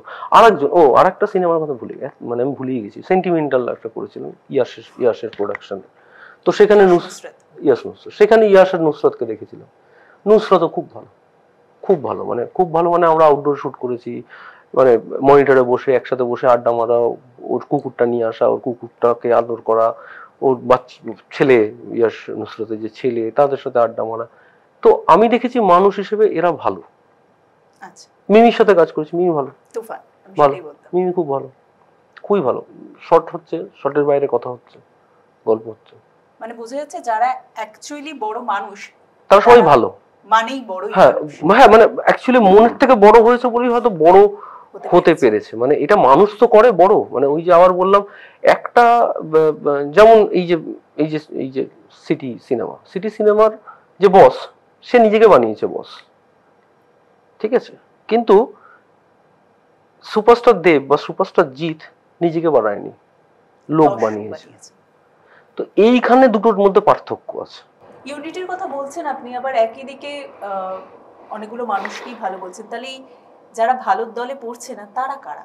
বা তাদের একটু আগে আপনি বলছিলেন দাঁত নোক দেখেছেন, কি না দাঁত নোক দেখেছি না, মানে আসলে কি মানুষের, আমি এই কথাতে বলি, আমি যখন সাপ ধরতাম, আমি সবাইকে বলতাম যে আমি যে যাচ্ছি, আমি ফ্রি সার্ভিস দিতাম।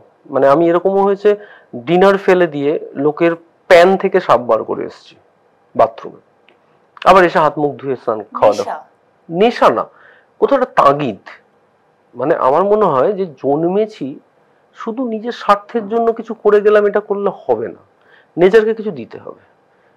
সিম্পল একটা কথা যেটা আমি যে বিভিন্ন সেমিনারে গিয়ে এয়ারফোর্সে বলতাম, এইখানে আমার মনে হয় অনেক দর্শক দেখবে, তো আমার এই কথাটা তাদের জন্য বলা দরকার বলে বলছি। সাপ এত একটা গুরুত্বপূর্ণ ফুড চেনের একটা এলিমেন্ট, একটা স্পিসিস, সেটা থেকে যদি তুমি সরিয়ে দাও সাপটাকে, একমাত্র হিউম্যান বিইং হচ্ছে প্ল্যানেটের মধ্যে একমাত্র যে ডিপেন্ডেন্ট একটা species. You can't raise your own food. কোন আর চাষির উপর তোমায় ভরসা করতে হচ্ছে। জামাটা কেউ বানিয়ে দিয়েছে, জুতোটা কেউ বানিয়ে দিয়েছে। একটা পিঁপড়ে জন্ম থেকে মৃত্যু সব করে না, একটা ইঁদুর জন্ম থেকে মৃত্যু সব করে না, কারোর উপর ডিপেন্ডেন্ট না। আমরা একমাত্র মানুষ হচ্ছে একটা স্পিসিস সবকিছুর উপর ডিপেন্ডেন্ট, আরো দিনে দিনে হচ্ছে। এবার এই ডিপেন্ডেন্সিতে প্রবলেমটা কোথায় হবে, যদি একটা ইঁদুরকে, মানে একটা সাপ, ধরো একটা র্যাট স্নেক, দাঁড়ার সাপ বাংলায় বলে, র্যাট স্নেক কেন বলি আমরা, র্যাট স্নেক ইঁদুর কন্ট্রোল করে খায়। এক জোড়া ইঁদুর এক বছরে 2100+ ইঁদুর রিপ্রোডাকশন হয়। তাহলে যদি সাপটা যদি ইঁদুরটাকে না কন্ট্রোল করে, তাহলে কোথায় যাবে? ইঁদুরটা কি হবে? ইঁদুরটা কি করবে? ইঁদুরটা গিয়ে একটা সিজনের পুরো ধানটা খেয়ে ফেলবে। ধানটা কোথা থেকে আসছে? ওই বছরের ফসলটা যদি পুরো চলে যায়, 80 টাকা কেজির চালটা সামনের বছর 160 টাকায় কিনতে হবে। আলটিমেটলি পকেটে যখন আমার টানটা পড়লো, তখন আমি বুঝতে পারি স্বার্থপর তো আমরা আগে বুঝি না কিছু। জাপানে না, চীনে একবার একটা পেস্টিসাইড ছড়িয়ে দেওয়া হয়েছিল ধানের মধ্যে। সেই সিজনের সব ধান ফাঁপা বেরিয়েছিল। কেন? কারণ ওখানে এক ধরনের পোকা আছে যারা ওই ধানের যে রসটা, সেই রসটাকে খেয়ে নেয় ন্যাচারালি, তবে গিয়ে ধানটা ওই পরিপক্ক হয়। তো আমি একটাকে মারতে গিয়ে আর একটাকে মেরে দিলাম। আমি তো জানি না, আমার তো ন্যাচারাল সিস্টেম, এই যে শরীরের সিস্টেম নিয়ে কথা বলছি। একটা গেলে তো আরেকটা থেকে আরেকজন থেকে কেটে লাগাতে হবে, বিকল হয়ে যাবে তার একটা। কিডনি তো কেউ ডোনার পেয়ে যাবে। তাহলে আমাকে যদি কোনো কিছুতে, সবকিছুতে যদি আমি নেচারকে যদি ভালো না বাসি, নেচারকে যদি বাঁচিয়ে না রাখি, তাহলে হবে না। এইটুকু তো করতে হবে, এইটুকু তো নিজের স্বার্থে করতে হবে, পরবর্তী প্রজন্মের স্বার্থে করতে হবে। কি দিয়ে যাব? তো এটা মনে হয়। আর যিনি প্রকৃতিকে এতটা ভালোবাসেন, তার বোধহয় বাঘের প্রতিও একটা আলাদা ভালোবাসা রয়েছে সাপের বাইরেও, তাই তো বলিউডের টাইগার। হ্যাঁ, ওটা তো সুযোগ পেয়েছিলাম কাজটা করার। তার আগেও আমি অ্যাড করেছি, বলিউড থেকেই কাস্টিং হয়েছে, এটাও বলিউডেরই কাস্টিং। একটা ফ্যাশন ব্র্যান্ডের অ্যাড ছিল, তো সামনে থেকে টাইগারকে দেখা, এবং কি প্রচন্ড ডিসিপ্লিনড, কিভাবে নিজেকে মেনটেন রেখেছে, সেগুলো শেখার। মানে যারা স্টার হয়, তারা স্টার হয়ে জন্মায় না, তাদের থট প্রসেসটা স্টারের থাকে, এবং তাদের স্ট্রাগলটা তাদেরকে হয়তো, স্ট্রাগলটা তো আছেই, এবং প্রত্যেকটা দিন তারা খাটছে, প্রত্যেকটা দিন খাটছে, এখনো রোজ খাটছে। অমিতাভজি এখনো এই বয়সে, তার কি আছে? যদি হাল ছেড়ে দেয়, আমি দাঁড়ালেই তো লোক দেখে নেবে, চারটে ডায়লগ বললেই তো লোক শুনে নেবে, এই মেন্টালিটি যদি ওনার চলে আসতো, উনি কবে রিটায়ার হয়ে যেতেন।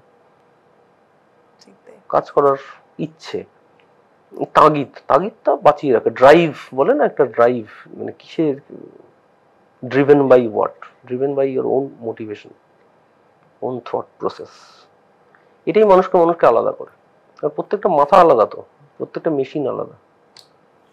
খুব সত্যি কথা। তাই জন্য তো নানান স্বাদের চরিত্রে, ভিন্ন স্বাদের চরিত্রে, আলাদা আলাদা চরিত্রে। হ্যাঁ, এইটা একটা লোভ। এই যে যখন পরের দিকে যখন এই অভিনয়ের একটা লোভটা পেলাম, দেখলাম যে হ্যাঁ, মানে বিশ্বজিৎ ঘোষ ছাড়াও অন্য কিছু হওয়া যায় কিছু দিনের জন্য, এবং অভিনেতাই বোধহয় সেই একমাত্র ফ্যাসিলিটিটা পায়। হ্যাঁ, সেই ফ্যাসিলিটিটা পায় না। প্রফেশন বাদ দিয়েও প্রত্যেকটা মানুষই প্রায় দুমুখী চারমুখী সাপ তো আছেই, সেটা তো বাই চয়েস, সেটা তো সে প্লে করছে, প্রত্যেকটা মানুষই এটা প্লে করে।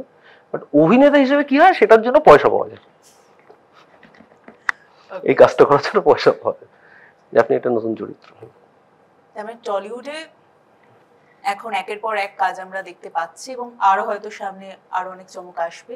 হ্যাঁ, এবছরই 3টে রিলিজ তো আছেই, 3টে এখনো রিলিজ আছে, টেক্কা, বিনোদিনী, যতকাণ্ড কলকাতায়, খাদান।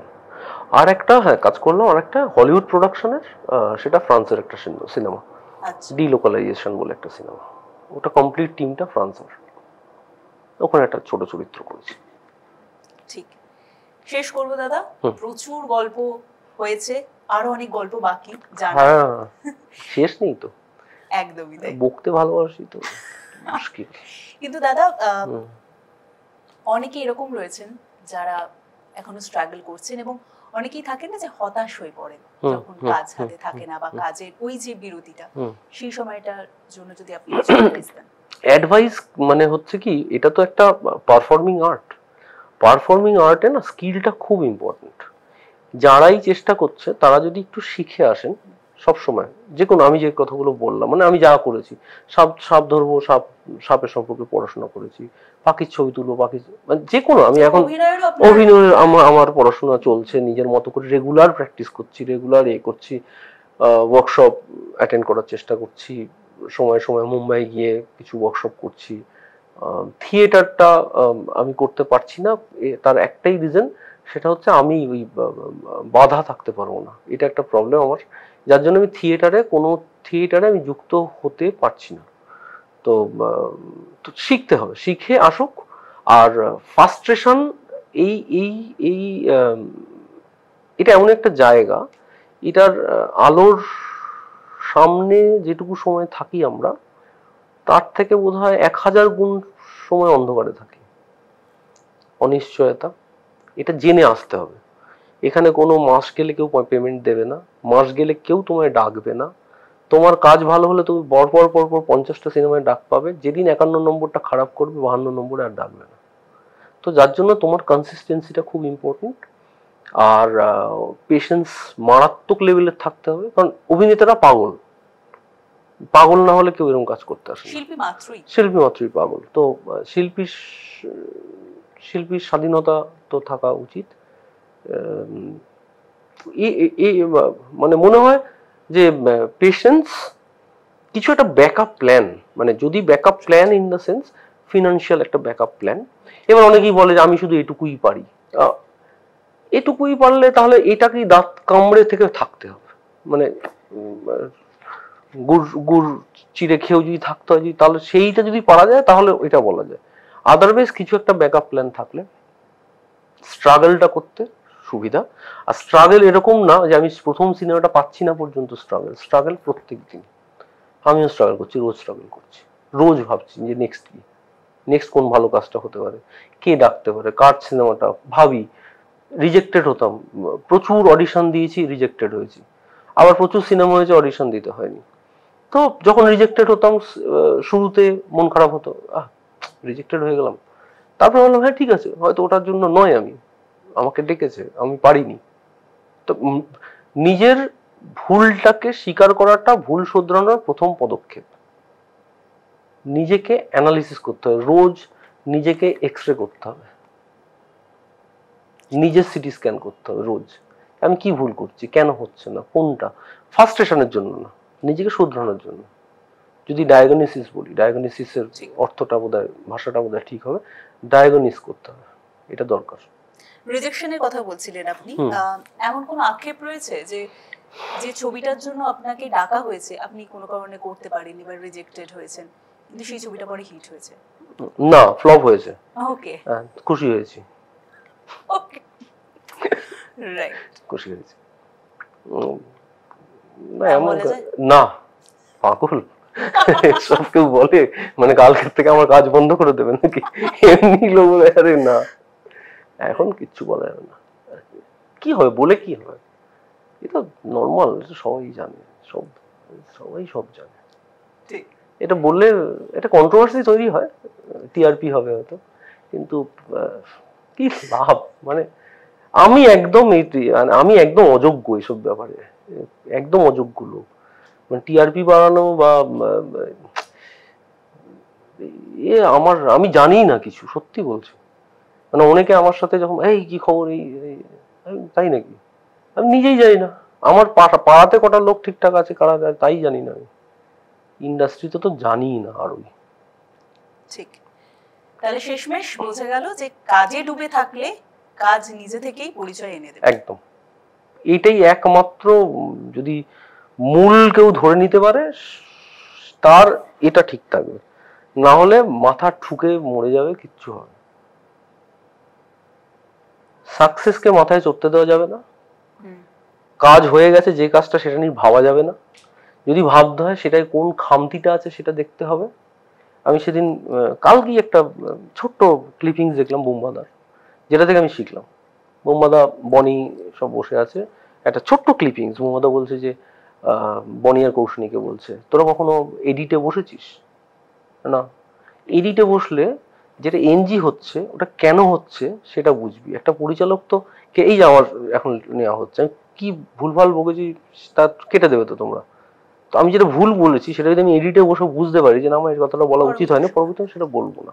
তো বুম্বাদার এই অ্যাডভাইসটা দুর্দান্ত লেগেছে, যে এডিটে বসে নিজের এনজিটাকে দেখো, কেন এনজিটা হলো। হয়তো তোমার টাকামাটা ভুল ছিল, বা তোমার ডায়ালগ থ্রোয়িংটা ভুল ছিল, যার জন্য হয়তো তোমার এনজি ওই পোর্শনটা কেটে দিয়ে আরেকজনের ডায়ালগটা দিয়ে ওটাকে পরিচালক করে নিয়েছে। ওটা এবার আমরা ফাইনাল প্রোডাক্ট পলিশ দেখছি, আমার ভুলটা কি করে আমি খুঁজবো।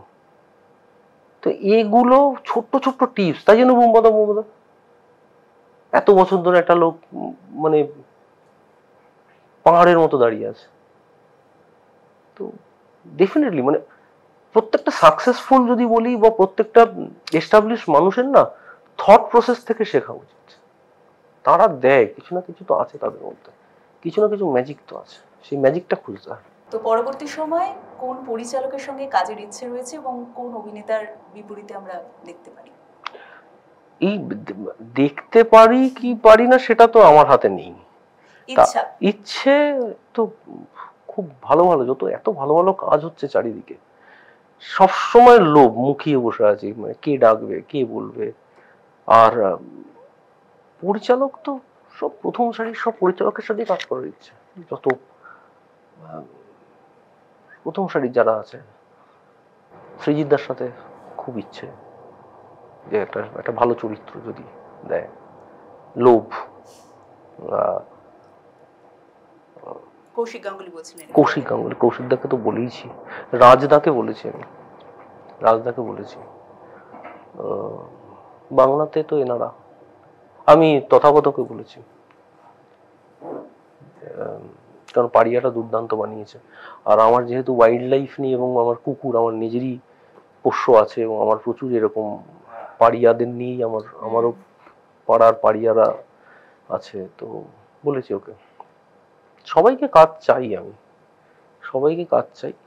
যারা ভালো ভালো যারা কাজ করছেন, যারা ভালো কাজ করছেন যেখানে যে প্রান্তে, মুম্বাইয়ে যারা কাজ করছেন, চেষ্টা চালিয়ে যাচ্ছে, কাজটাই ফোকাস একদম। আর কি আর কি মানে, হ্যাঁ মানে মানে যেটা করতে এসেছি সেটা ফোকাস হয়ে করাই ভালো, না করলে না করলাম। তাহলে লাস্টে একটা খুব টাফ কোশ্চেন করব, আমি জানি না কতটা টাফ আপনার জন্য। বিভিন্ন চরিত্রে অভিনয় এবং যদি বা জার্নি এখন অব্যাহত চলবে, এখন অবধি করা সব থেকে কাছের চরিত্র কোনটি? প্রিয় বলতে পারি। সুলতান, লোকে ভালোবেসেছে। আপনি কারোর গল্পে কখনো ভিলেন হয়েছেন? ব্যক্তিগত গল্পে হ্যাঁ, সমাজে যারা মোটামুটি ভিলেন তাদের আমি ভিলেন। যে কটা নেগেটিভ লোক আছে সবার জন্য আমি ভিলেন। যারা অন্যায় করছে আমার চোখে পড়ছে তাদের জন্য আমি ভিলেন। উচিত কথা বলি আমি প্রচন্ড ভাবে, সেজন্য আমি এমনিই ভিলেন। পারিবারিক ভাবে ভিলেন, ব্যক্তি জীবনে ভিলেন, সামাজিক জীবনে ভিলেন। কারণ আমি পলিশড, হয়ে বললাম না, পলিশড ব্যাপারটা আমার মধ্যে নেই। আর ডিপ্লোম্যাটটা আমি হতেই পারি না, কোনোদিন না। আমি চাই না, মানে হতেও চাই না। মানে এখন চুপ থাকতে হয়, অনেক জায়গায় চুপ থাকি, বাট ওটা আমার কাপ অফ টি নয়। তো আমি যারা বাজে লোক তাদের জন্য ভিলেন। তাহলে যখন ক্যামেরা অফ হয় এবং আপনি যখন কাউকে সত্যিকারের ভিলেন হিসেবে দেখেন, কিভাবে অ্যাভয়েড করেন বিষয়টিকে? অ্যাভয়েড করি না তো, কারণ আমি একটা সময় পর্যন্ত লোককে শুধরাবার কথা ভাবতাম, তারপরে দেখলাম আমি তো মাস্টার মশাই না। তো লেটস ক্লিয়ার ইওর ওন অরা, নিজের অরাটাকে ঠিক রাখো, অ্যাভয়েড করো। যাকে প্রয়োজন নেই তার সাথে কথা বলো না, তাকে মাথাতেই জায়গা দিও না। শত্রুকে তো বেশি মাথায় জায়গা দেওয়ার বন্ধুর থেকেও, লাভটা কি? তোমার টাইম ওয়েস্ট হয়, তোমার এনার্জি ওয়েস্ট হচ্ছে, তা তুমি এতটা কেন দেবে একজনকে? আর যে লোকটা খারাপ, তুমি জানো যে লোকটা খারাপ, তাকে এতটা প্রায়োরিটি দিয়ে তাকে তো কোনো লাভই নেই, কি হবে? তো অ্যাভয়েড করাটা খুব ইজি, মানে এটা সবটাই মাথাকে একটু ট্রেন করতে হবে। থ্যাংক গড যে ক্যামেরা অন হওয়ার পর দর্শকদের মাথায় এই ভিলেন কিন্তু রয়ে গেছে। হ্যাঁ, এবং তারা থাকবে, মনেও রয়ে গেছে, মাথার থেকে বেশি মনে দাগ কেটে গিয়েছে। প্রচুর লোক বলেছে সুলতানকে চাই ইয়ে তুফান 2 তে, এটা ভালো লেগেছে, মানে একটা চরিত্র করলে যে লোক ভালো বলছে, ভালোবাসছে, এটা তো ভালো লাগে, এটার জন্যই তো করা। টাকা রোজগার তো অনেক জায়গা থেকেই হয়, বড় রোজগারের জায়গা থেকে তো বেরিয়ে এসেছি। তো ভালোবাসার জন্য করা, ভালোবেসে কাজ করছে, সেই ভালোবাসার কাজটা যদি লোকের কাছে ভালোবাসা পায় তাহলে কি হয়, আরো উৎসাহটা পাই। ঠিক কথা। হলিউডের জার্নি শুনলাম, বলিউডের জার্নি অবশ্যই শুনেছি, এবং টলিউডের জার্নি চলছে, বাংলাদেশ, হ্যাঁ বাংলাদেশও রয়েছে। ঠিক, এবার এই এতগুলো ইন্ডাস্ট্রিতে কাজ করেছেন একই সঙ্গে, এবং আপনি দেখেছেন প্রত্যেকটা ইন্ডাস্ট্রিতেই থাকে যে যেটা শেখার, আবার যেটা অন্যটা থেকে অন্যটা আলাদা। কি বলবেন চারটে ইন্ডাস্ট্রিকে নিয়ে? শেখার গুলো হচ্ছে প্রফেশনালিজমের দিক থেকে দেখতে গেলে, আমি রিসেন্ট হলিউড ইন্ডাস্ট্রি যে কাজটা করেছি আদ্যপান্ত প্রফেশনাল, তারপরে আসে বলিউড, তারপরে আসে টলিউড, তারপরে আসে বাংলাদেশ ঢালিউড। ঢালিউডে যেহেতু আমি ওখানে গিয়ে কাজ করিনি, কাজটা যেহেতু এখানেই হয়েছে, তো সেটা টলিউডের মতোই। কিন্তু কাজের একটা হয় না, মানে একটা সবার একটা, এটার জন্য অনেক কিছু আছে, মানে যে বাজেট নিয়ে বাংলায় কাজ হয় 20 দিন ম্যাক্সিমাম, 25 দিন ম্যাক্সিমাম, তার মধ্যে সিনেমা শেষ হয়, সেখানে বলিউডে 40 দিন 45 দিন শেষ হয়, তারপরে হলিউডে সেটা 70 দিন 80 দিন 6 মাস ধরে সিনেমা হয়। তো এটা নেগেটিভ নয়, এটা হচ্ছে অল্প জিনিসের মধ্যে ভালো কিছু বানাতে গেলে কিছু কম্প্রোমাইজ করতে হয়, তো সেই কম্প্রোমাইজটা হয়তো হয়, ডিফারেন্সটা কম্প্রোমাইজে চোখে ধরা পড়ে, আদারওয়াইজ না। মানে ছোটবেলায় আমরা কোয়েশ্চেন পেপার সলভ করার সময় অনেক সময় পেয়েছি না, ঊর্ধ্বক্রমে সাজাও অধক্রমে সাজাও, এটা তো গেল হলিউড বলিউড টলিউড। যদি এবার আমি বিষয়টাকে উল্টে দিই, কোন ক্ষেত্রে আপনি টলিউডকে আগে রাখবেন, তারপর বলিউড, তারপর হলিউড? টলিউডকে আগে রাখবো আমার মাতৃভাষা হিসেবে, যেখানে আমি মাতৃভাষায় কাজটা করছি, যেখান থেকে আমার জার্নি শুরু, সেই হিসেবে আমি আগে রাখবো। একটা সময় বাংলা ইন্ডাস্ট্রি কে কপি করা হতো, হিন্দি করেছে ঋষিকেশ মুখার্জি বা হাজারো নাম, আর সত্যজিৎ রায়, এনার নাম তো বলার দরকারই নেই, এনারাই সব ছিলেন। তো সেই দিনটা ফিরে আসুক, সাহিত্য নির্ভর সিনেমা হোক, লার্জার স্কেলে সিনেমা হোক, তার জন্য যে বাজেটটা, সেই বাজেটটা ঢালার মতো প্রযোজকরা সাহস পান, যাতে পান, এগিয়ে আসুন, মানে এটা যদি সবার পার্সপেক্টিভে গিয়ে দেখা হয় না, কেউ এমনি এমনি এগিয়ে আসবে না। আমাকে তো টিকিট কেটে সিনেমাটা দেখতে হবে। তুফান বাংলাদেশের মানুষ 3 বার 4 বার রিপিটেটিভ একটা ভ্যালু সিনেমাটার, তারা টিকিট কেটে যাচ্ছেন, তারা আমাকে জিজ্ঞেস করেছেন, দাদা আপনাদের ওখানে পাইরেসি হয়ে যায়? তাহলে শুধু আমাদের এখানে হয় না, সব জায়গায়, পৃথিবীতে সব জায়গায় পাইরেসি হয়, না হলে আমরা হলিউডের সিনেমা এখানে বসে দেখি কি করে? তো পাইরেসিটা কেউ পার্টিকুলারলি একজন করছেন, আমাদের মধ্যে এই যে সিনেমা দেখার, যে আমরা সিনেমা দেখবো হলে গিয়ে উইকেন্ডসে ফ্যামিলি নিয়ে, যেটা এখন সাউথে হয়, কারণ সাউথে আমার বন্ধু বান্ধব আছে, সাউথ ইন্ডাস্ট্রি সম্পর্কে যতটুকু আমি জানি, এবং আমার বন্ধু বান্ধবরা তারা রীতিমতো তাদের একটা, যেটা আগে আমাদের ছিল ম্যাটিনি শোয়ে মা কাকিমারা সিনেমা দেখতে যেতেন, আজই কজন যায়?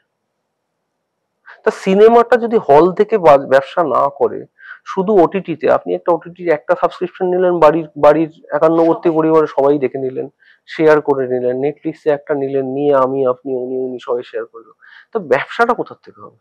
তো প্রযোজক কেন আসবেন?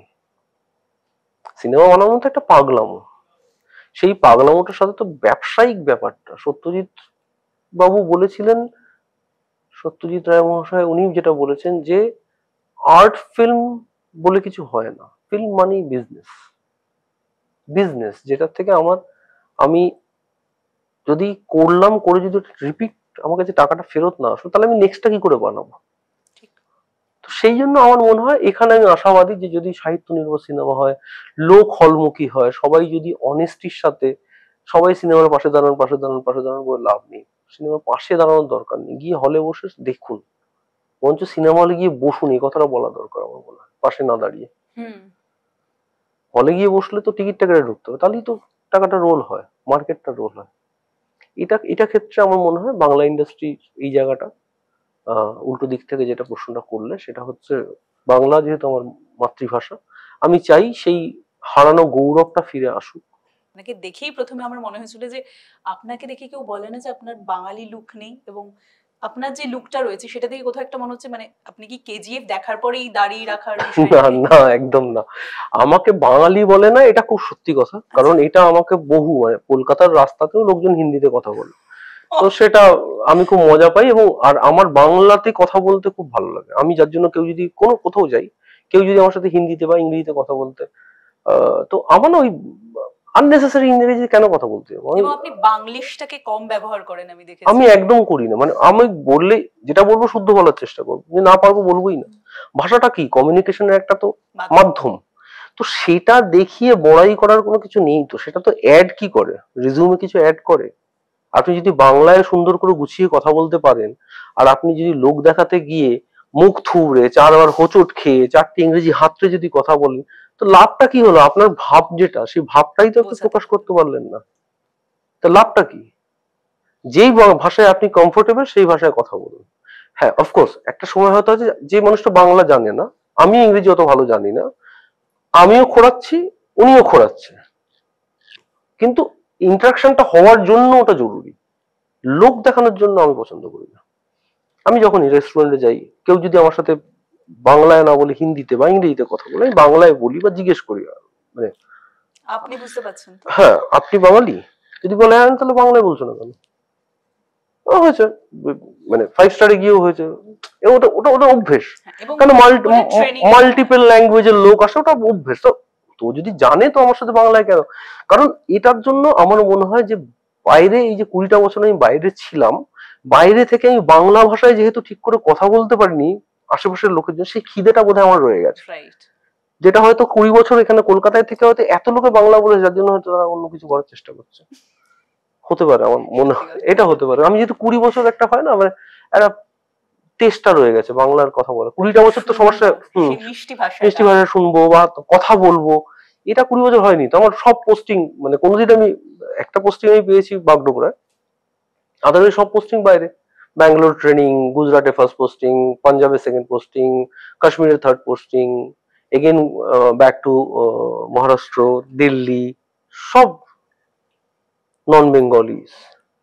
তাহলে কি সাউথের সাথে কোনো কানেকশন নেই এদিকে? তাহলে কি ধরে যেতে পারে পাঞ্জাবিদের এই প্রভাবটাই আপনাদের? না না না, একদম প্রভাব নেই। দাড়ির একটা অদ্ভুত গল্প আছে, এই গল্পটা মানে একটু বাচ্চা বাচ্চাই শোনাবে হয়তো। আমার দাড়ি কেটে দিলে বয়সটা দুম করে কমে যায়, হ্যাঁ খুব কমে যায়, খুব কমে যায়। আর আমার যখন দাড়ি ছিল না, আমি যখন এয়ারফোর্সে ছিলাম, আমি ক্লিন শেভ ছিলাম, দাড়ি মোচ কিচ্ছু ছিল না, ঠিক আছে। তো যখন আমার বয়স প্রায় 32, না সরি, ওই 36-37 বছর যখন আমার বয়স, তখন একবার এই কলকাতা ছুটি এসেছি, তো বাসের একটা বাচ্চা কন্ডাক্টর, মানে বয়সে ছোট, এ ভাই ভাড়াটা, খুব লজ্জা লেগেছে, মানে সমস্যাটা কি তাহলে, মানে লোকে বাচ্চা সাজতে চায়, যে এটা তো অপমানিত হয়ে যাচ্ছে। মানে আমার কোনোদিন আমি কোনোদিন চুলে রং করি না, কোনোদিন রং করিনি, আমার আমার আর্টিফিশিয়াল কোনো জিনিস ভালো লাগে না, কারণ ageing is a beautiful process, আর এটাকে এনজয় করা উচিত, ঢাকা উচিত না। প্রত্যেকটা সময় আলাদা প্রত্যেকটা জিনিস, মানে প্রত্যেকটা সময়কে এনজয় করা উচিত, কোনোটাকে আর্টিফিশিয়ালি করা উচিত না, কারণ প্রত্যেকটা মানুষ ইউনিক, প্রত্যেকটা ফিচার ইউনিক, প্রত্যেকটা মানুষের সবটা ইউনিক। যেটা বললাম, মাথাগুলো সবকটা এক একটা power house, computer, independent computer, একটার সাথে একটা কোনোদিন লিঙ্ক হবে না, জাস্ট জবরদস্তি লিঙ্ক করানো হয়, তার ফলও মানুষ দেখে, তো করার দরকার নেই যেগুলো। তো তখন আমি দেখলাম যে কি করি, এবার কি করি বলতে গেলে তো এয়ারফোর্সে থাকলে দাড়ি রাখা যাবে না, কারণ এটা মানে ফোর্সের ইয়ে নেই, একমাত্র সর্দাররা রাখতে পারে, আর রাখতে পারে না। ঠিক আছে চলো আর 2-4 বছর দেখে নি, চাকরি ছাড়বো এটা প্ল্যান ছিলই। যেদিন আমি ছেড়েছি 30শে জুলাই 2016 রাত্রি বিকেল মানে অফিস সেরে এসে 2টোর সময়, যেদিন আমার মানে আমি রিজাইন করলাম, সেদিন এসে আমার ইউনিফর্ম যখন হ্যাং করলাম, তো ভেরি নেক্সট ডে থেকে আমি দাড়ি কামানো বন্ধ করলাম। এবং তার কারণটা ছিল কলকাতার বাস এবং এই ভাই ভাড়াটা ওইটা ছিল। এটা ভাই না হওয়ার, ভাই না, আমি ভাই না তো, আমি তো দাদা। এইটা বোঝানোর জন্য আমি দাড়ি রাখা শুরু করলাম। এবার দাড়ি রাখার শুরুতে দেখলাম যে না, দেখতে ভালোই লাগছে, ছবি একটা দুটো পোস্ট করলাম, দেখলাম খুব লোকজন লাইক করছে, আচ্ছা ঠিক আছে। এবার দাদা লাগছে, মানে এবার দাদা লাগছে, দাদা না, এখন তো বাসে ওঠা হয় না, বাস কন্ডাক্টররা না, এখন মোটামুটি লোকজন যেটা বলে সেটা হচ্ছে আমি নাকি মারাত্মক গুরু গম্ভীর লাগে, একটা জ্যাঠা জ্যাঠা নাকি ভাব ভাব, লোকে আমার সাথে কথা বলতে সাহস নাকি পায় না। অনেকেই আমাকে বলে আপনাকে মুখ জায়গায় দেখে, বলেননি তো কেউ যে না না না না, হ্যাঁ অনেকে বলে, ও বাবা আমার পাড়ার, আমি যখন শুরুতে দাড়ি রাখি তখন পাড়ার মিষ্টির দোকানে ছেড়ে, দাদা তুমি কি কোনো ধর্ম নিলে, তুমি হঠাৎ দাড়ি? না ভাই আমি এমনি রেখেছি। আচ্ছা, আরেকবার আমি ছবি তুলতে গেছি একটা হাটে, যেটা বললাম আমি ডকুমেন্টারি করছি, তো আমাকে একজন মুসলিম দর্জি, তো ও ছবি তুলছি, আমাকে বললো আপনি একবার পশ্চিমে ঘুরে আসবেন। পশ্চিমে কেন? না একটু মক্কা। না আমি পূর্বেই ঠিক আছে, আমার সব পূর্ব দিকে মুখ করে হয়, পশ্চিমে মুখে হয় না। তো এইগুলো হয়েছে, তো তারপর দেখলাম যে দাড়িটা রেখে ভালোই লাগছে, এখন তো লোকজন ভালোবাসছে, ভালো ইয়ে করছে। দাড়ি রাখার একটা বেশ ইন্টারেস্টিং গল্প শুনলাম আমরা, কিন্তু এখন চরিত্রের স্বার্থে যদি দাড়িটা কাটতে বলা হয়, চরিত্রর গুরুত্ব অনুযায়ী অবশ্যই দাড়ি চুল সব কেন কাটবো না, চরিত্র যদি ডিমান্ড করে, এবং অফকোর্স সেই চরিত্রটা আমাকে কি দিচ্ছে, আর আমি চরিত্রটাকে কতটা দিতে পারবো, এইগুলো ইম্পর্টেন্ট। অবশ্যই কাটবো, কেন কাটবো? বয়সটা তো আবারও কমে যাবে। না সে কমে যাক, তখন তো চরিত্রের খাতিরে করবো, কোনো অসুবিধা নেই। আমাকে কৌশিকদা জিজ্ঞেস করেছিলেন ওই ইয়েতে, ওই সিনেমাটাতে, বিনোদিনী, বলছে আপনার এগুলো কি অরিজিনাল? বললাম হ্যাঁ। বলছে আমাদের সব লাগানো। ও কাটতে পারবো না, কাটবো, অবশ্যই কাটবো, যদি ভালো চরিত্র পাই, অবশ্যই বড় চরিত্র পাই, এবং যে চরিত্রটা আমাকে কিছু আমাকে দেবে কিছু। আমি সবসময় কাজের ক্ষেত্রে সবসময় একটা জিনিসই বলি যে আমার চরিত্রর দৈর্ঘ্য আমি কখনো দেখি না, আমার স্ক্রিন প্রেজেন্স কতক্ষণ আমার লোক দেখলো এটা দেখি না, পুরো গল্পটাতেই চরিত্রটা যেন একটা ভূমিকা থাকে, কিছু একটা যেন করে চরিত্রটা, তবেই কাজ। মানে অনেক ছবি অনেক কাজই বলেছি না করেছি, কারণ সেখানে তো টাকাও তারা বেশি বলেছে, কিন্তু চরিত্র কিছু করার না থাকলে টাকা রোজগারের জন্য। বিশ্বজিতের টাকার কথা যখন বলেন, এবং সেই ভরসাটা নিজের উপর বহুদিন আগে থেকে ছিল বলেই সিকিউর জব ছেড়ে চলে আসা, বাড়িতে কি বলেছিলেন? কারণ আমরা সকলেই বাড়িতে কিছু বলেছি মানে কি, আমি বলেছিলাম যে হ্যাঁ ঠিক আছে, চাকরি বাকরি যা করলাম, একটা সিকিউর একটা পেনশন থাকলো, এটা দিয়ে ডাল ভাতটা হয়ে যাবে, ছেলের পড়াশোনাটা হয়ে যাবে, বাকি আমি আমারটা করে নেবো। পরিবারের মানুষ সাথে ছিল? হ্যাঁ অফকোর্স, নাহলে তো হয় না এটা। তো যার জন্য আমি এত কিছু ভাবিনি, সত্যি কথা বলছি, আমি এত কিছু মানে কি হবে না হবে এই হবে ভাবিনি, কখনো ভাবিনি। যেরকম চলেছে লাইফ চালিয়েছি। আমার মনে হয়েছে যে যেটা হয় ভালোর জন্য হয় সব সময়। দেখবে তুমি নিজের লাইফেও দেখবে যে এক মুহূর্তের জন্য হয়তো তোমার মনে হয় এই মিস হয়ে গেল, হয়তো বাস মিস হয়ে গেল বা ট্রেন মিস হয়ে গেল, কারণ থাকে সব সময় সবকিছু ফিক্সড। একটা আমার মনে হয় যে সবটাই প্রি প্ল্যান্ড করে, এটা খুব একটা আধ্যাত্মিক কথা হয়তো অনেকে বলে, বাট এটা ইউনিভার্সে আমার বিশ্বাস, এটা সবটাই একটা সাজানো জিনিস আছে, শুধু চালিয়ে দেওয়া হয়েছে। এই যে বসে কথা বলছি এটাও প্রিপ্ল্যান ছিল, সবকিছু প্রিপ্ল্যান। আমরা শুধু চলি, মানে আমরা শুধু ওইভাবেই মানে আমাদের ওইভাবেই বলে ফিতরত আমাদের ওটা তৈরি করা, এটা আমরা চেঞ্জ করতে পারি না, চেঞ্জ করতে গেলেই গন্ডগোল হবে। অনেকে বলে না, হ্যাঁ অনেকে বলে না টাইম মেশিনে যেতে পারলে এই হতো, আরে কি করে হবে, হয় না, যেতে পারবে কিন্তু গিয়ে তুমি চেঞ্জ করলেই গন্ডগোল, সিস্টেমটাই নষ্ট হয়ে যাবে। তো যার জন্য যা হচ্ছে ভালোর জন্য হবে, বিশ্বাস, Just go with the flow. Go with the flow, একদম। ওই যে বললাম flowing water are always pure. নদীর জল সব সময় পরিষ্কার, সব সময় পরিষ্কার, স্বচ্ছ থাকে স্বচ্ছ একেবারে। থাকে, কারণ ও ফ্লো করছে। ঠিক। এক জায়গায় আটকে গেলে মুশকিল। আচ্ছা বিশ্বজিৎ দা, অ্যাক্সিডেন্টাল জব, অ্যাক্সিডেন্টাল অ্যাক্টর হওয়া এবং জীবনে কোনোটাই যখন প্ল্যান করে নয়, হুম। শুধু একটাই জিনিস প্ল্যান করা ছিল, 20টা বছর করে নিজের জীবনটাকে ভাগ করা হবে। হ্যাঁ, হ্যাঁ, ঠিক। তো সেই বাকি 20টা বছরের একটা ফেজে চলা হচ্ছে যেখানে অভিনয় জীবনকে প্রায়োরিটি দেওয়া চলছে। হয়েছে হ্যাঁ, আর কি। হ্যাঁ, হ্যাঁ। সেই 20টা বছরের মধ্যে নিজের কি কি স্বপ্ন রয়েছে যেটাকে সবার আগে, মানে পাখির চোখ, এগেন পাখির চোখ মানে নিজের স্বপ্ন যদি বলো তাহলে শেষ দিন পর্যন্ত আমি সুস্থ থাকতে পারি। হেলথ ইজ ওয়েলথ আমরা সবাই পড়েছি। অ্যাকচুয়ালি ছোটবেলায় না এমন এমন জিনিস পড়ানো হয় সেটা মানে বোঝানো হয় না, মাথায় গেঁথে থাকে, পরে গেঁথে থাকে পরে পরে। কিন্তু গন্ডগোলটা কোথায় বলো তো, ভালো টিচারের এই জন্য প্রয়োজন। ভালো টিচার তোমাকে প্রত্যেকটা কথার মানে আগের থেকে বুঝিয়ে তোমাকে সেই জায়গাটা, তোমার ফোকাসটা শিফট করতে পারে। হেলথ ইজ ওয়েলথ আমাদের ছোটবেলায় পড়ানো হতো, হেলথ ইজ ওয়েলথ পরে তুমি বেরিয়ে গেছো, তুমি কবে বুঝছো জানো? যে তুমি অসুস্থ হচ্ছ বয়সে, তখন আরে এটা তো করলো ওই সময়টা। তো যার জন্য আমার স্বপ্ন যদি বলো তাহলে আমি সুস্থ হয়ে থাকতে চাই শেষ দিনটা পর্যন্ত, কারোর উপর বার্ডেন হতে চাই না।